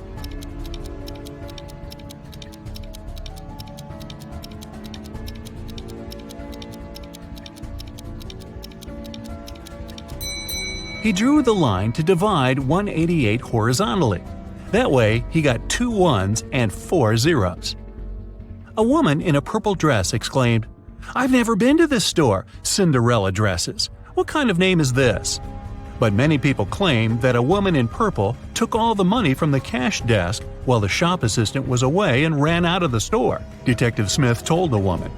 The woman exclaimed, "I was just standing outside when suddenly a woman charged at me. Of course, I got scared and ran away.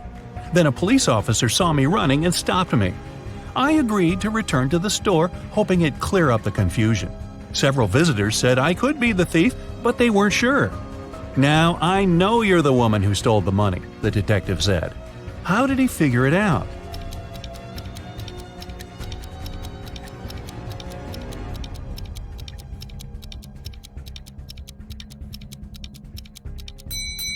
The woman said return to the store, which means she had been there before and lied about the whole situation.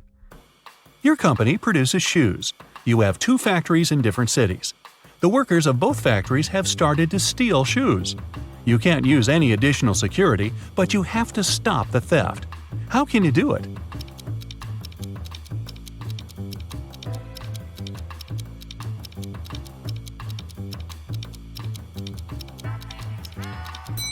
One factory should start making only left shoes, and the other only right ones. Detective Aaron Bowler participated in a competition organized by a private consultant who came from Europe. Aaron wanted to become the Detective of the Year very much. It was the evening of the last day of the competition. The consultant explained what would happen next. You will all gather in a large room. Once you hear a shot outside, you'll need to rush in and find the criminal. The winner will be the person who will get to them first. You aren't allowed to use any equipment or tools. Several hours passed, and the people in the room started to get nervous. Suddenly, Aaron got up and went to another room. His colleagues asked him where he went, but the guy only answered, "I need to get ready for the chase," and he took a seat without switching on the light. Several minutes later, the detectives heard the shot. Aaron ran outside and was the first to catch the criminal. The consultant gave the man his prize and asked, "What helped you to be the first?" What did Aaron answer?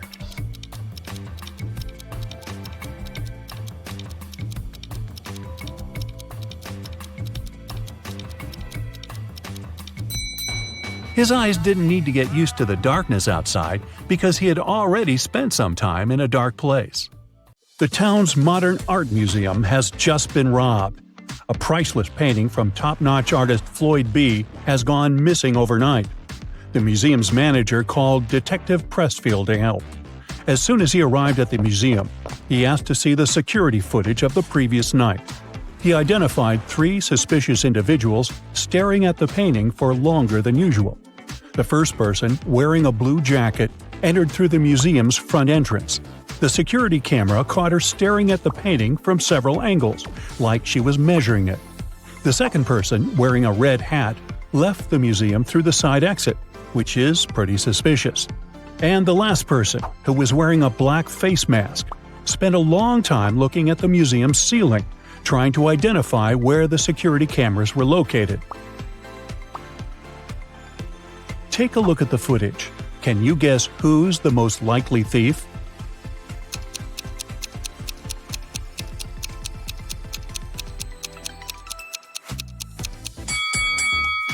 It's the last person.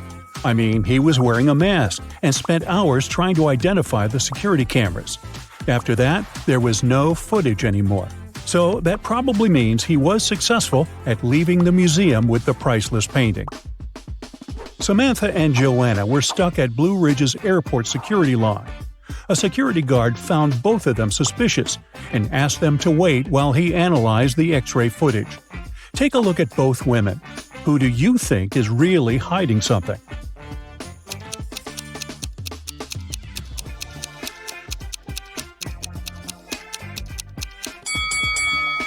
Well, Samantha has a suspicious face, but she probably just wants to go to the bathroom or something. Now, Joanna is definitely hiding something under her skirt. If she had really been pregnant, she would have used the preferential line. And look how much she's sweating. She's probably nervous she'll get caught. Detective Sharon's office was called to investigate a series of mysterious break-ins happening in a fancy neighborhood. At each crime scene, the robber would leave the word "closer" sprayed in graffiti on a nearby wall. The first place to be robbed was Mrs. Moore's cafe. Then the criminal's next target was the town's library. After a week, the thief had left his mark in a fancy office building, a supermarket, and a restaurant. It took Detective Sharon a while, but she soon understood there was a pattern to the break-ins. And she was even able to predict what the next break-in would be. Can you figure out what it was?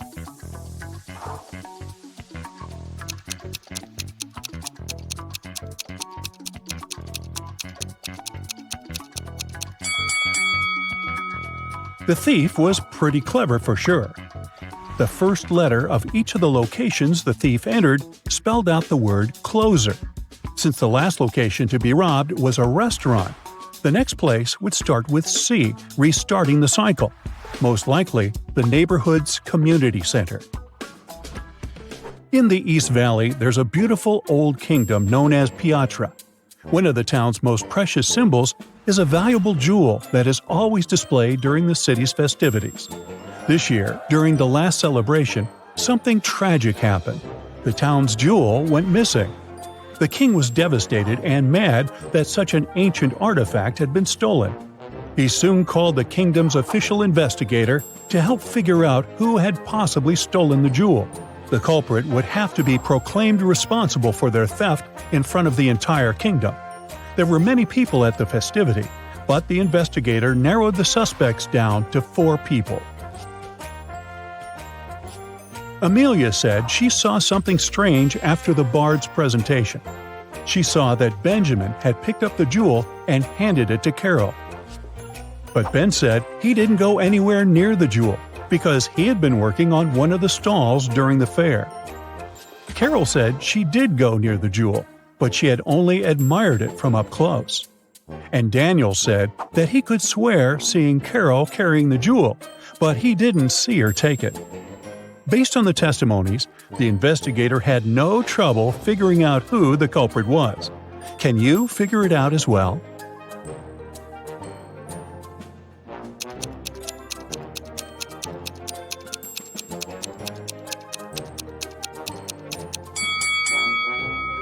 It was Carol. Almost everyone thought she was involved in the crime. And plus, if you zoom in on her bag, you'll see something pointing. Sure looks like a jewel, doesn't it? The town's only DVD rental shop suffered a robbery last night. The store's owner called the police station to report the crime. The detective almost couldn't believe what he was hearing. After all, why would someone steal a DVD when there are so many streaming channels nowadays? The detective asked to see the footage from the security camera and identified 3 main suspects. Sarah was a middle-aged woman. She said she still owned a DVD player and preferred to watch movies the old way, so she regularly rented from the store. Alex was a recently retired movie director, and one of his favorite pastimes was going to the store. He said he hadn't noticed anything strange the day before, except for a random teenager that walked inside. David was in his teens, and he spent hours in the shop by himself. He said he was doing research for school, but swears he didn't take anything. Can you tell who did it?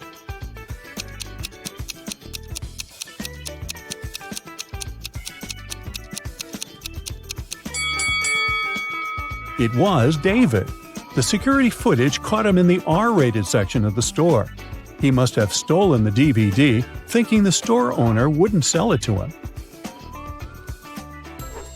There's an old museum that only displays ancient Egyptian artifacts. One day, Susan, an anthropology student, went to the museum in order to study some of the art on display. She went into a room full of things, such as necklaces, bracelets, and earrings. She photographed every detail she thought was important for her research, when something caught her eye. Take a look at the image. Can you figure out what it was?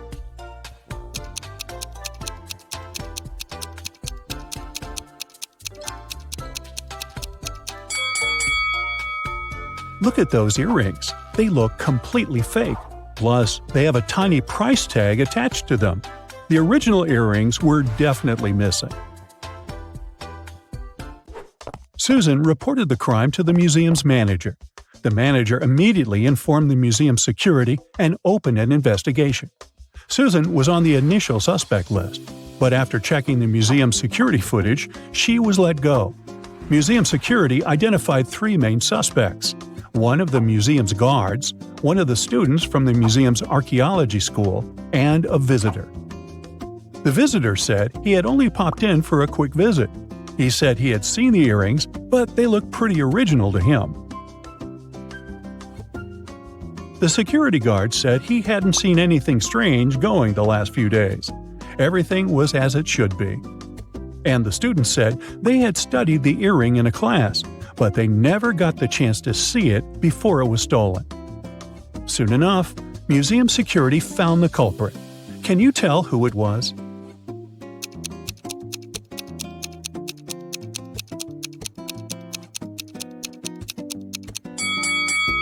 It was the visitor. When security went to investigate the suspects, they never mentioned that the original earring had been exchanged by fake ones. The fact that he knew there was an original version means that he was the one that swapped them. Yikes. Maya was working on her latest artwork, which was commissioned by a high-end gallery in town. Suddenly, all the lights in her studio went out, and since it was nighttime, she was left completely in the dark. She heard footsteps approaching the studio door, and the next thing she knew, she was feeling dizzy. Maya passed out and woke up in a tiny room that had nothing other than a metallic door. She tried to open the door, but it was locked. That's when she noticed that beside the door, there was a little device where a red sign appeared asking for a password. Below the device, there was a piece of paper with the following hint: 1, 2, 3, 4, 5, 6, 7, 8. It took a while for her to understand what this meant. She read the note aloud several times before she finally figured out what the password was. Can you guess what password she typed into the device?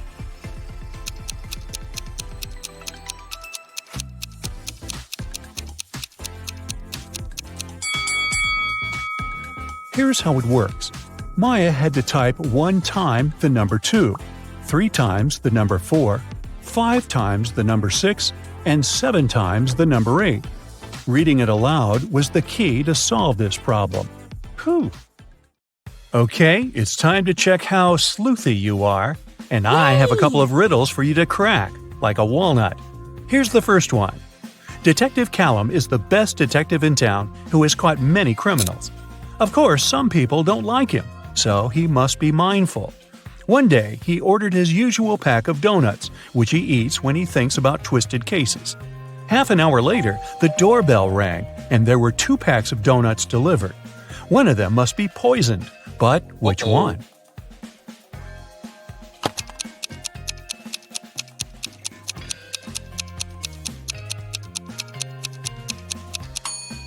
Look, this box is the same as the empty donut boxes in his office, which he always orders. So this box must be safe. But the other delivered box is very suspicious. I wouldn't eat that. Sophie has everything in particular places in her bedroom, but she is the only person who knows what is where. Quinn, Sophie's sister, asked Sophie to lend her a necklace for a party. The necklace was safely stored in a little box, but the box was hidden. So Sophie drew a map for Quinn to help her find it. Can you help Quinn to find the right box?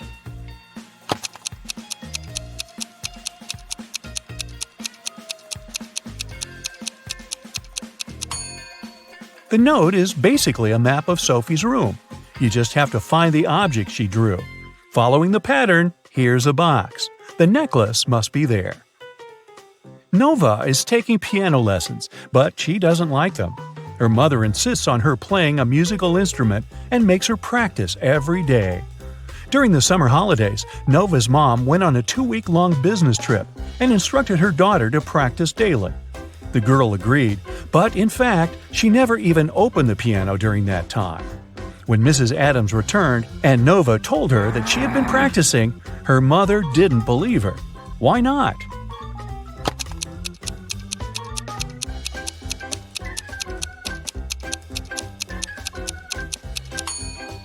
The piano's cover is dusty, which means it's been a while since Nova opened it the last time.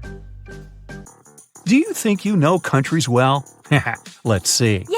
I'll show you several famous landmarks, and your task is to guess which country it belongs to.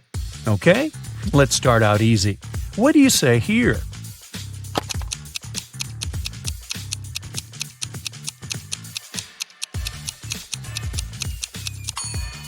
Of course, this is Lady Liberty, the Statue of Liberty, from New York City, New York. Great job! This one is easy peasy too. What do you say?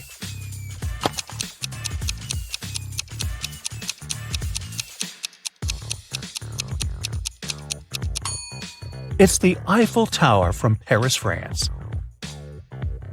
These are one of the most ancient structures in the modern world. Can you name and locate them?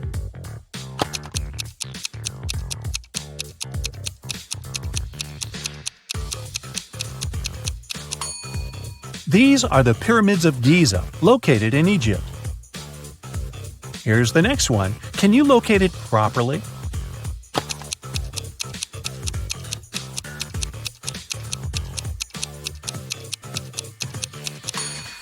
This is Sydney Opera House from Sydney, Australia. Did you get it right? Another famous landmark, Machu Picchu. But where is it located? Do you remember?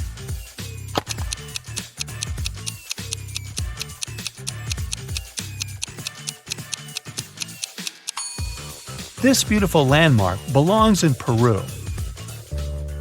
Gabriella is an archaeologist who explores the old ruins of Greece. One day, as she was working, she walked through a tunnel, but at the end of it, there was just a dead end. Oh no! Luckily, there were 3 doors, but only one of them would lead her out of the tunnel. There is a sign with 3 hints. One of the statements is wrong. Which door should Gabriella pick? 1. Door 2 will not lead you to freedom. 2. Door 1 or 3 will lead you to freedom. 3. Door 1 or 2 will lead you to freedom.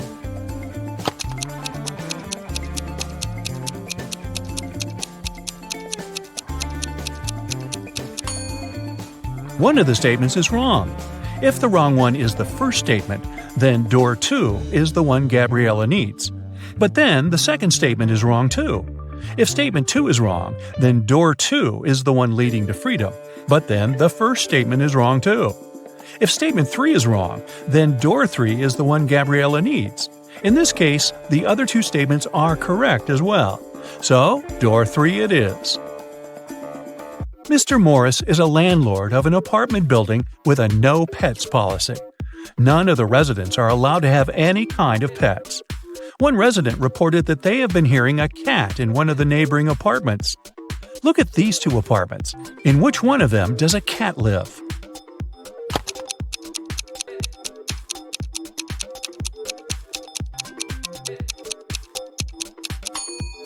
Look, in this apartment, the walls and sofa are scratched on the bottom. These aren't human traces, so the cat must be living here. Several months later, there was another complaint. This time, someone heard a dog. Mr. Morris inspected 2 neighboring apartments again, looking for traces. In which apartment does a dog live?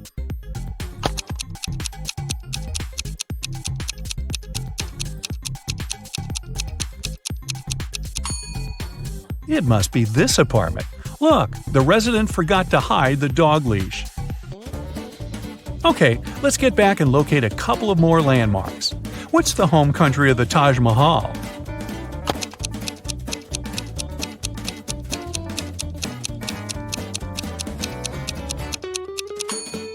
Taj Mahal is located in Agra, India.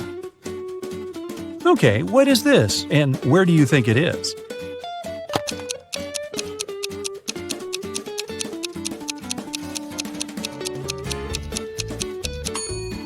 It's the Great Wall of China, located in, well, I think China would be the safe bet. Can you recognize this construction? What country can you find it in?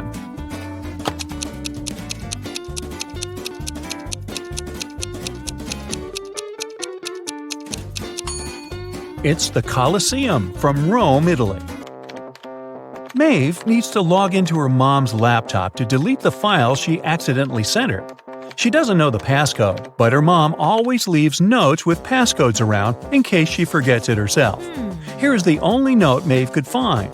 Can you help her guess the passcode?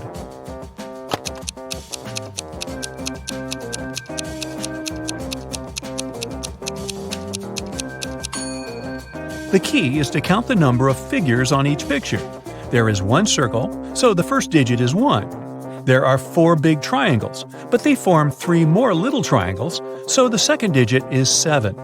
Then 3 squares and 2 circles. The passcode is 1732.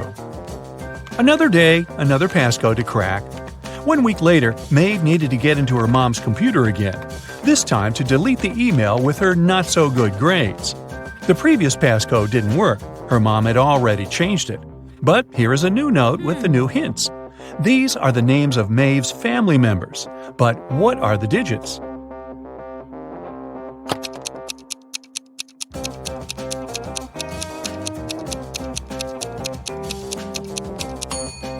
The first name and the digit next to it give a hint on how to crack it. It's Maeve's name, and the number 5 must indicate the number of letters in it. So, other digits are the numbers of letters in other names. So, 5 for Maeve, 8 for Virginia, 4 for John, and 6 for Oliver. Nicole hosted a party in honor of her cat's birthday, and she invited several friends over. Karis didn't want to go there because she wanted a free evening to play her new video game. So she lied that her mom had grounded her and made her clean the room. To make it up to her best friend, the next day, Karis invited Nicole for a movie night. When Nicole arrived, she understood that Karis had made an excuse not to go to the party. How did she figure it out?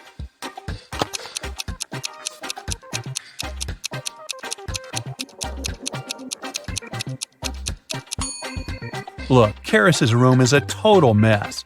If her mom forced her to clean it the previous night, it'd be way neater. Arden is on an expedition in a winter forest, and she got lost. Her devices froze, and she didn't know where to go, so she was walking straight, hoping to see something familiar. But then, she came across 3 ways, all of which seemed dangerous. The way straight goes past the cave where a huge brown bear is sleeping. The road on the left goes through the place where a pack of hungry wolves live. The right road will lead her to the lake with thin ice. Which way should Arden go?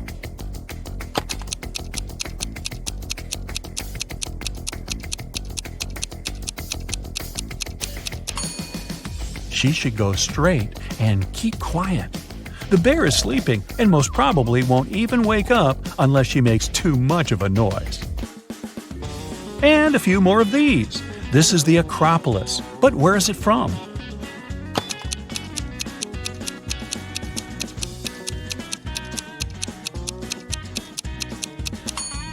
The Acropolis is located in Athens, Greece.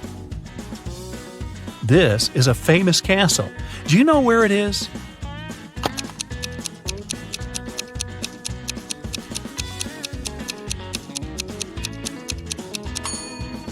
The one and only Neuschwanstein Castle is nowhere else but in Germany. The last one of those for today. You've got this. Can you locate this landmark?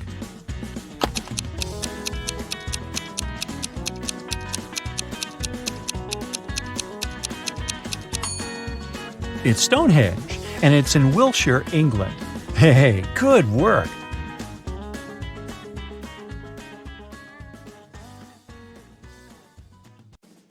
Detective Brightbrain was sitting in his office when his phone rang. Richard Brooks, a jeweler, said he had just been robbed. Brightbrain arrived immediately at the boutique, and Mr. Brooks explained what happened. I spent the entire morning showing diamond rings to a gentleman in a gray suit. He was extremely polite and knew a lot about diamonds.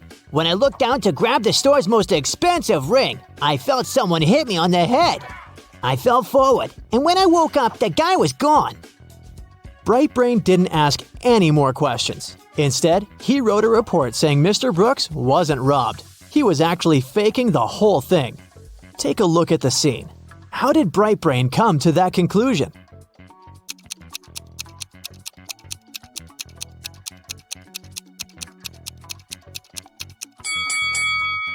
If Mr. Brooks fell forward, the weight of his body would have broken the glass counter in front of him. And look, there's not even a scratch. The next day, Brightbrain was driving to work when he got hit by a red Chevrolet.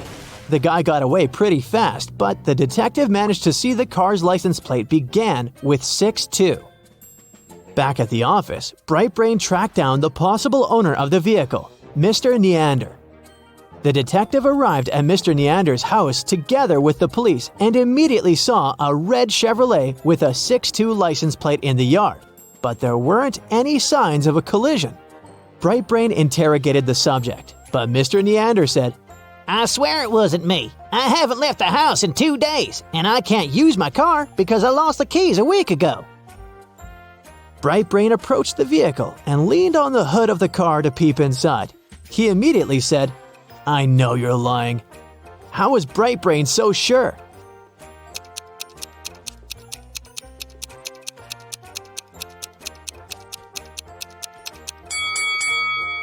The detective tried the simplest way to detect whether a car had been recently used.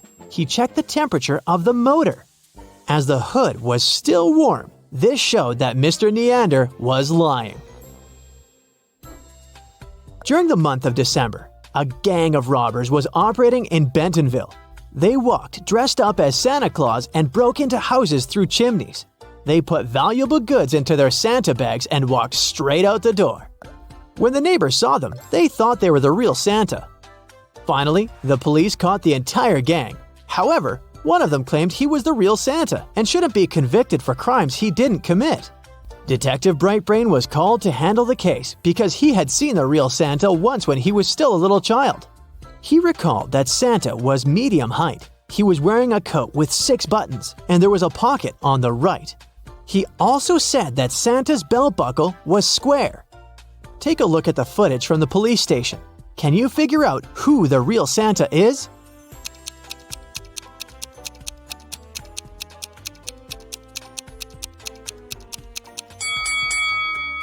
It's the second one on the right. He fits all of Brightbrain's descriptions. It was raining when Brightbrain decided to drive down to the gym. Halfway there, a woman stopped his car asking for help.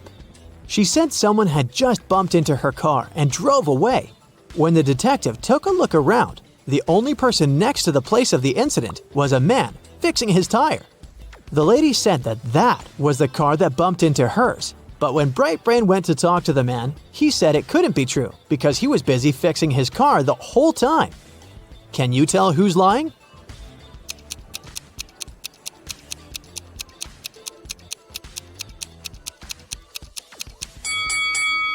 It's the guy fixing his car. The rain just recently started, which means that if he was fixing his car the whole time, the ground underneath it would have been dry. But look, it's wet. This means he's just arrived there and was actually the one responsible for the incident. The next day, Brightbrain left his girlfriend's house directly to his office building. He was late for work, so he ignored several stop signs along the way. A police car passed by him exactly at the moment he was turning the wrong way onto a one-way street, but the officers didn't arrest him. Why?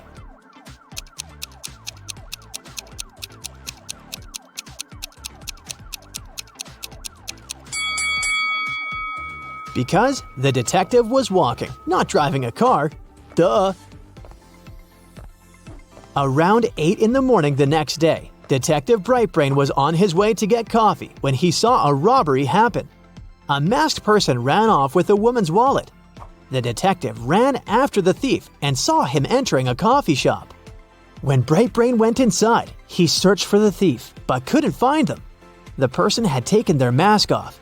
He told the coffee shop owner that one of their clients was a thief, and the owner closed down the shop so that the detective could question the people there.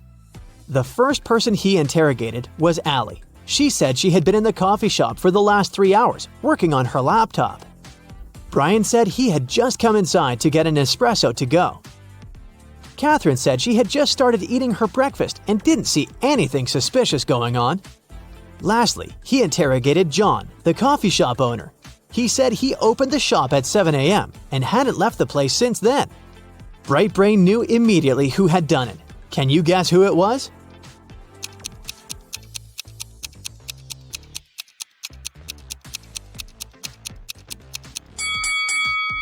It was Allie. She said she'd been in the shop for the past 3 hours, but the shop had just opened at 7 o'clock. At his office, Bright Brain received a strange text message from his workmate, Harry. The text said, "Zucchini is in the fridge. Otherwise, I'm fine. Okay?" The weird text made the detective think there was a message hidden inside. After a few minutes, he found a hidden word in the message. Can you guess what it was?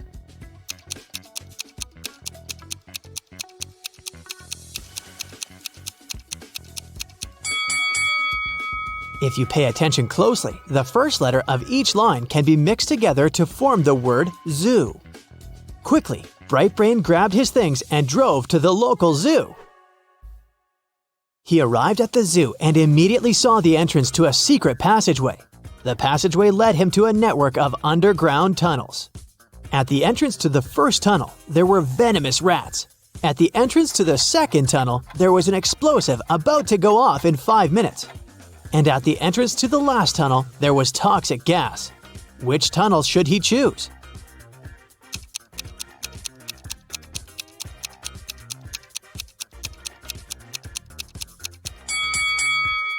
The second one, of course. He can pass through the tunnel after the explosive goes off.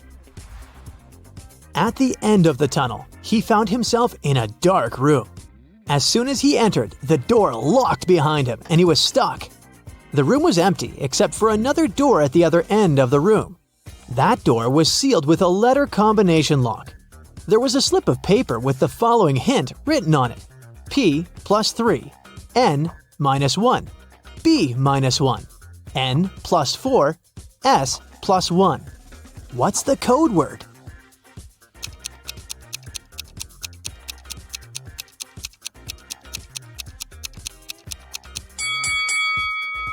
It took Bright Brain a while to figure it out, but he was able to crack the code. The code word was SMART. The key to this riddle was hidden in the alphabet. P plus its 3 following letters is S. N minus 1 letter is M, and so on. Phew, the door opened and led him to another room where he finally met Harry. Bright Brain untied his workmate and told him he was going to get them out of that situation. But when he looked around, he noticed they were standing at the bottom of a very deep well. Looking up, they could see the clear blue sky, but it looked like there was no way out. The detective felt soil falling onto their heads, and he feared they were going to be buried in mud. Luckily, in an hour, both men made it out of the well alive. How did they manage to get out?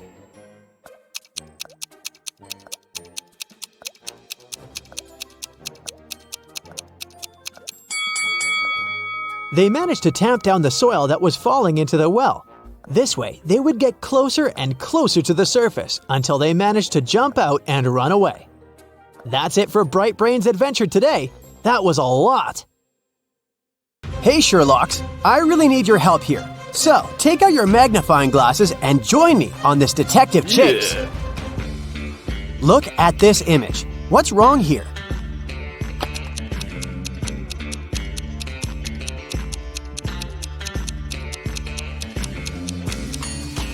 These guys seem to be playing tennis, but they're using a tiny football. Now how about these people? One of them is from the future. Can you figure out who it is? Be very attentive.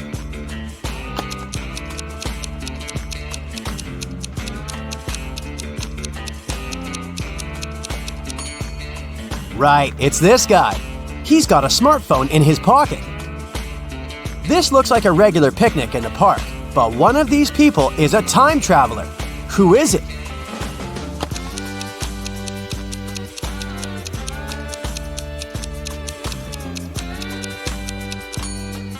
It's the guy with a USB port in his arm.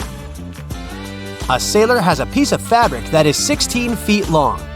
He cuts 2 feet of this fabric per day. How many days will he need to cut the whole cloth?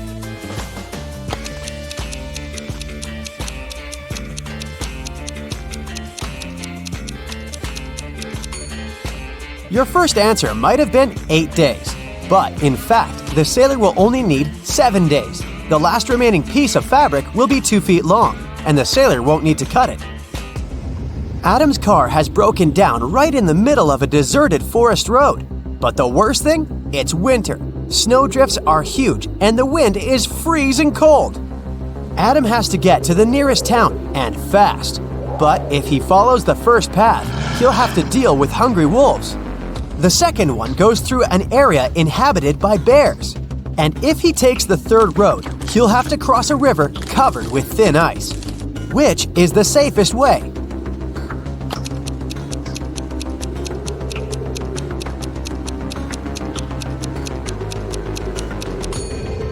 Adam should sneak through the bear's territory. These animals sleep in winter. Look at this picture. Which cage, in your opinion, is the safest?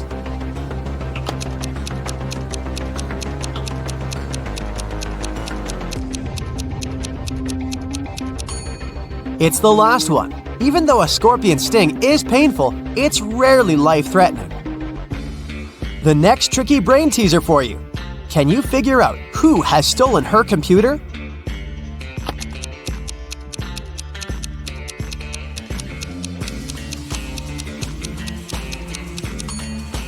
It's definitely the girl on the right. Look at the strange shape her hoodie has taken. One of these girls is a wanted criminal. But which one?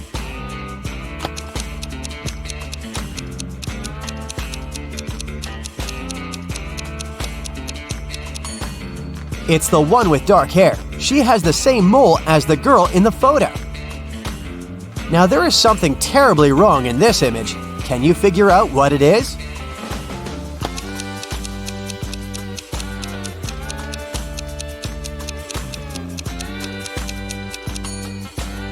Look at that snowdrift near the cactus on the right. It's a desert. What is a snowdrift doing there? Look at these people and try to figure out who will divorce soon.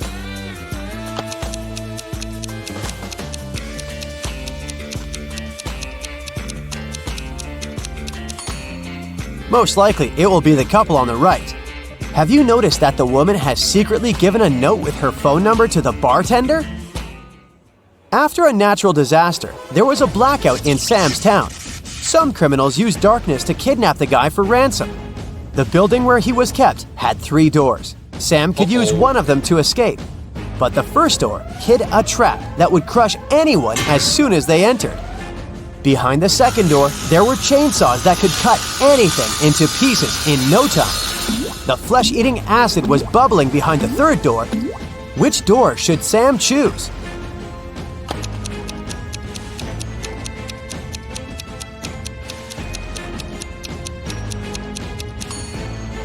Chainsaws can't harm the guy because there's no electricity in the town, remember? Liza was a millionaire's daughter. She was fed up with her father trying to control her life, so she decided to run away from home. She took some money and the most discreet car she could find in the garage and left. The girl knew her father would send his people to bring her back. That's why she never stayed in one hotel for more than one night.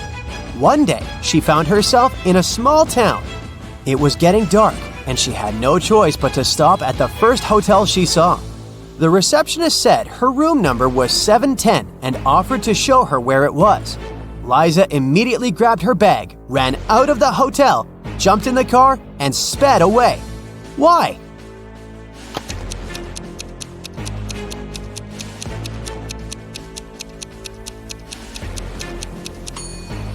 The first digit of a hotel room number usually means the floor it's on. Room 710 is supposed to be on the 7th floor. But the hotel has only 2 floors. This must be a trap. A tourist who didn't speak English came up to the ticket counter at a New York subway station. One ticket cost 50 cents, and the man handed the ticketing clerk $1. The woman gave the tourist 2 tickets without even asking how many he needed. How did she know?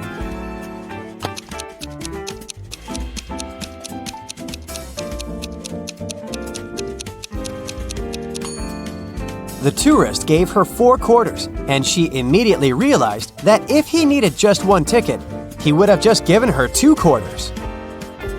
Ice melts when you heat it, but if you heat me, I'll become solid. Can you figure out what I am?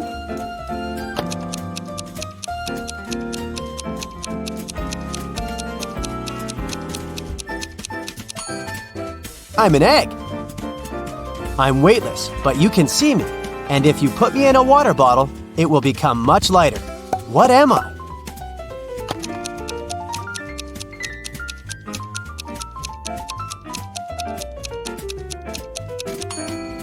Right you are.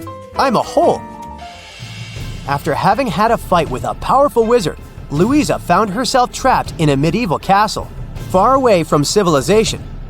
She couldn't escape. Jumping out of the window was out of the question because it was too high above the ground. And the only tree growing next to that window wasn't sturdy enough for the girl to use it to climb down. At the same time, in the room where Louisa was locked, there were 3 doors.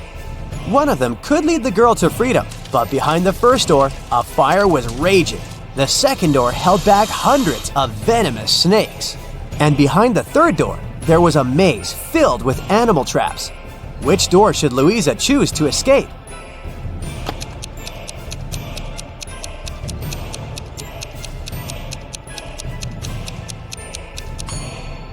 Louisa should break off a tree branch, turn it into a torch by lighting it in the first room, and then going through the maze. It won't be dark anymore, and the girl will easily avoid the traps. Now, your task is to crack a few rebus puzzles.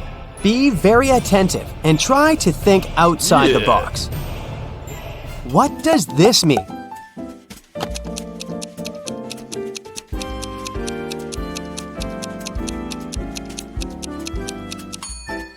Right, that's Big Sister. How about this rebus puzzle?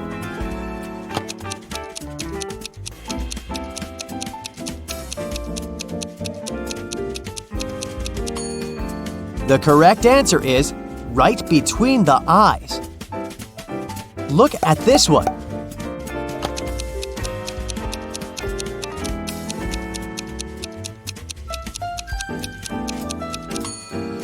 That's good afternoon. What can you fill if your hands are empty? Well, this is confusing. How can I fill anything if there's nothing in my hands? You'll probably be able to figure it out.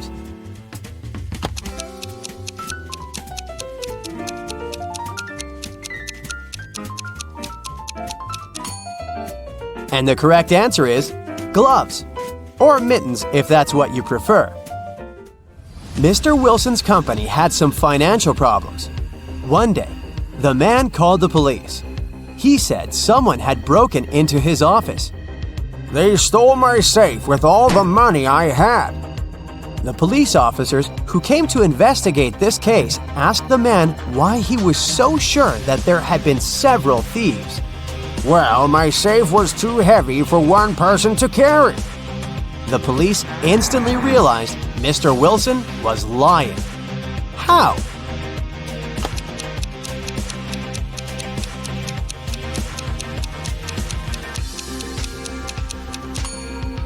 If the safe had been indeed so heavy, it would have left some dents on the carpet, but the floor covering is perfectly smooth. Detective Martin was choosing a diamond ring for his fiancée when a man in a black mask ran into the jewelry store. He made all the visitors lie on the floor and took the most expensive jewelry and money. After that, Detective Martin saw the man get on a red motorbike and speed away. The detective jumped into his car and set off on a chase. Soon, he came to a crossroads. Where should he go now? Suddenly, Martin saw a car coming from the opposite direction. He asked the driver if he'd seen the red bike. No, I've only seen a silver convertible. Then, the detective saw a gray car approach from the left. The woman inside said she hadn't seen the red bike, but she had seen a yellow bike and a group of cyclists. And the man who appeared from the right told Detective Martin he'd only noticed a large blue truck. Where is the robber?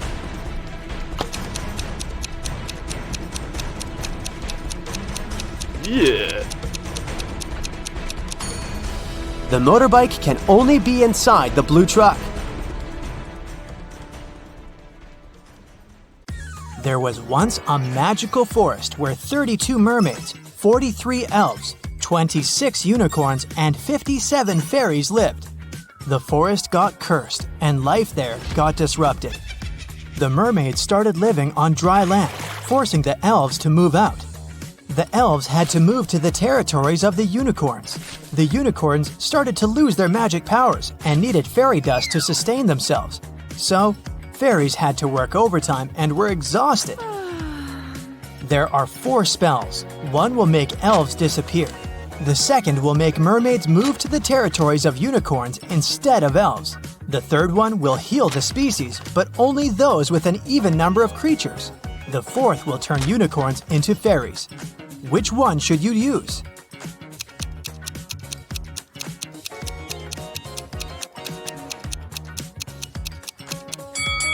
You should use the third one. The mermaids and unicorns are the species that need to be healed, and both have an even number of creatures. Mrs. Collins has 5 daughters: Hannah, Elle, Eve, Anna, and Ava. What is special about their names?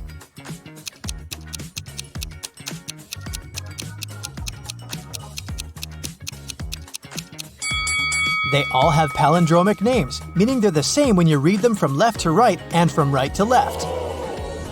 Adam was traveling around the world when he found himself in a little kingdom. He didn't have a map or the internet. He was just wandering around. Also, he couldn't read any signs because he didn't know the language. Adam walked into a beautiful castle and ran into 2 girls. It turned out that it was the castle of the royal family, and no one was allowed in there. The girls agreed not to report him, but only if he guessed which one of them was the princess. Can you help him?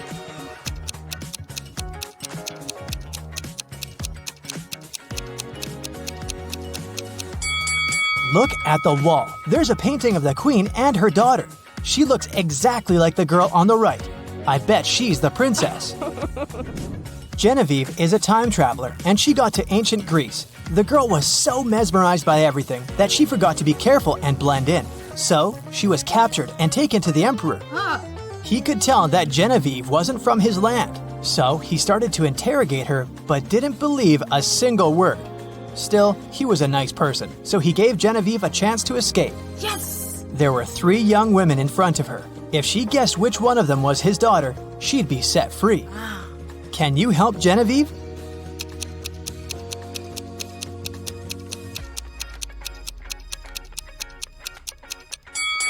Look, this girl has the exact same necklace as the emperor. It must be his daughter. People invented the time machine, and now there are criminals traveling in time and disrupting time flow. The time police tried to catch the imposters, and they need your help. Look at this picture. Do you see the time traveler?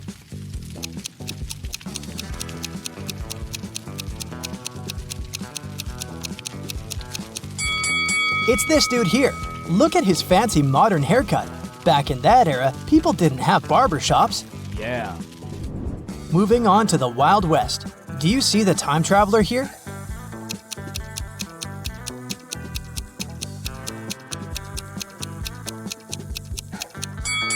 It must be this person, the one wearing modern sneakers. The next stop is ancient Egypt. Take a very close look and find someone who doesn't belong here.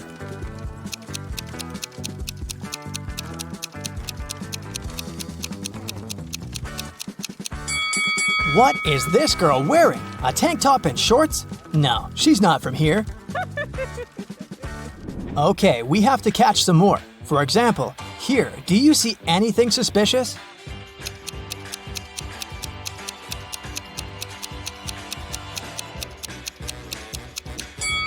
I don't think people had cell phones back then. This is the imposter. Okay, another Stone Age image for you. Who doesn't fit in here?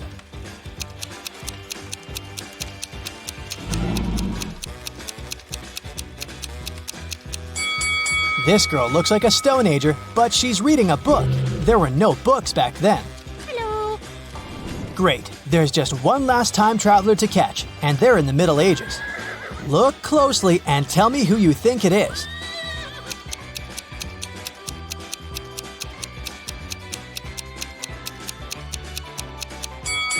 This guy is wearing headphones. Yeah, that's him. Oh my god! Mr. Thompson was in his house reading a newspaper when he heard some noise outside. He walked out and saw that someone had crashed into his car. He asked his neighbors what they'd been doing. Scarlett said that she'd been at home playing video games. Charles said that he'd just come back after a walk with his dog. Tessa said that she'd been gardening behind her house. Who lied?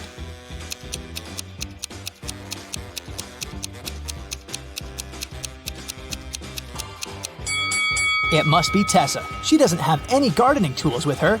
And she isn't dressed properly for gardening. Serena was having a party in her house, and she invited all her classmates.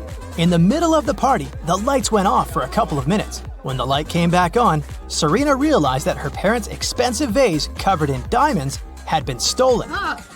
3 people seemed suspicious to her. Tatum said, "I was in the bathroom." Quinn said, "I didn't steal anything. I didn't even know the vase was so expensive."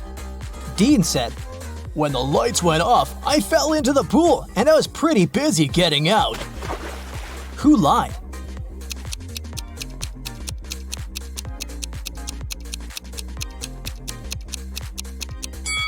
Dean, for sure. If he had fallen into the pool, he'd be all wet, but his clothes are completely dry. In a little town, someone stole a bucket of chicken wings from a local store. 3 customers were the main suspects. Mr. Cook was interrogated at work. Hello. I was in a rush and just got something for lunch. I didn't steal anything. Mrs. Bailey was at home making breakfast. "I only got some fresh vegetables. My family is vegan." What? Dale, a college student, was in the park studying. "I got my sandwich and left. I didn't know anything about the theft." Who lied?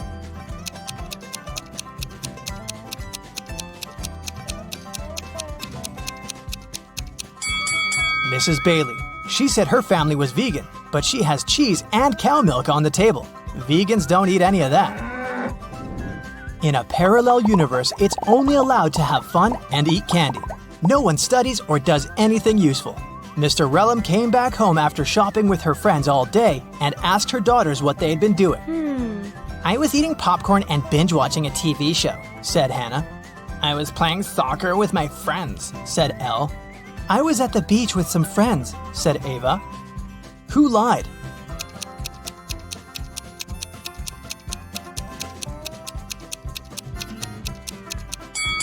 It must be Hannah. Look, she hasn't even started her popcorn, and there's also a book under her bed. Elle's soccer team played 6 matches in the season. They won 2, drew 2, and lost 2. In total, they conceded 2 goals and scored 3. What are the results of all 6 matches?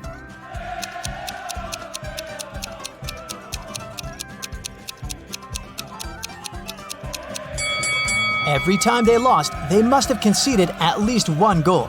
They lost 2 matches and conceded 2 goals, which means they conceded 1 goal each time. The scores of these matches must be 0-1. We're out of conceded goals, so the scores of the 2 drawn matches should be 0-0. Now, we're only left with 3 goals and 2 winning games. So, in one game, they must have won with a score of 1-0, and in the other, with a score of 2-0.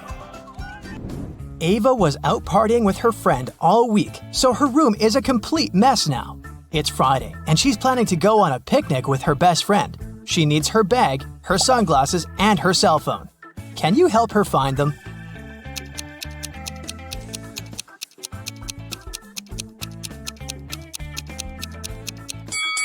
Here they are. Great job.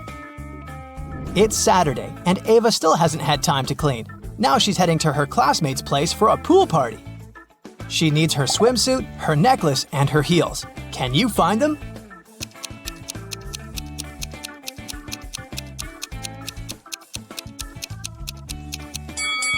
Yes, they're all here. Ava is getting ready and realizes that a lot of her stuff isn't in the bathroom. She remembers she lent it to Elle. Elle says that the stuff is in her room, which is, of course, also a mess. Can you help Ava find her lipstick, her hairdryer, and her hairbrush?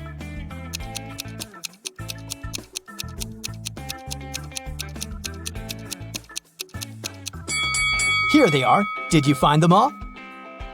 Elle is getting ready for her soccer practice. She needs her football, her sneakers, and her lunchbox. Where are they?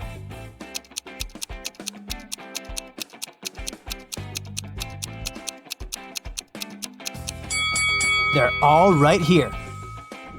Hannah returned home after a short walk and immediately noticed that her favorite bracelet was gone. She knew that Ava loved it and that she was getting ready for a party, so she was the main suspect. Hannah ran into Ava in the bathroom and demanded her bracelet back. I was taking a shower while you were gone and then getting dressed without leaving the bathroom. I wouldn't have had any time to take your bracelet. Hannah knew that Ava lied. How?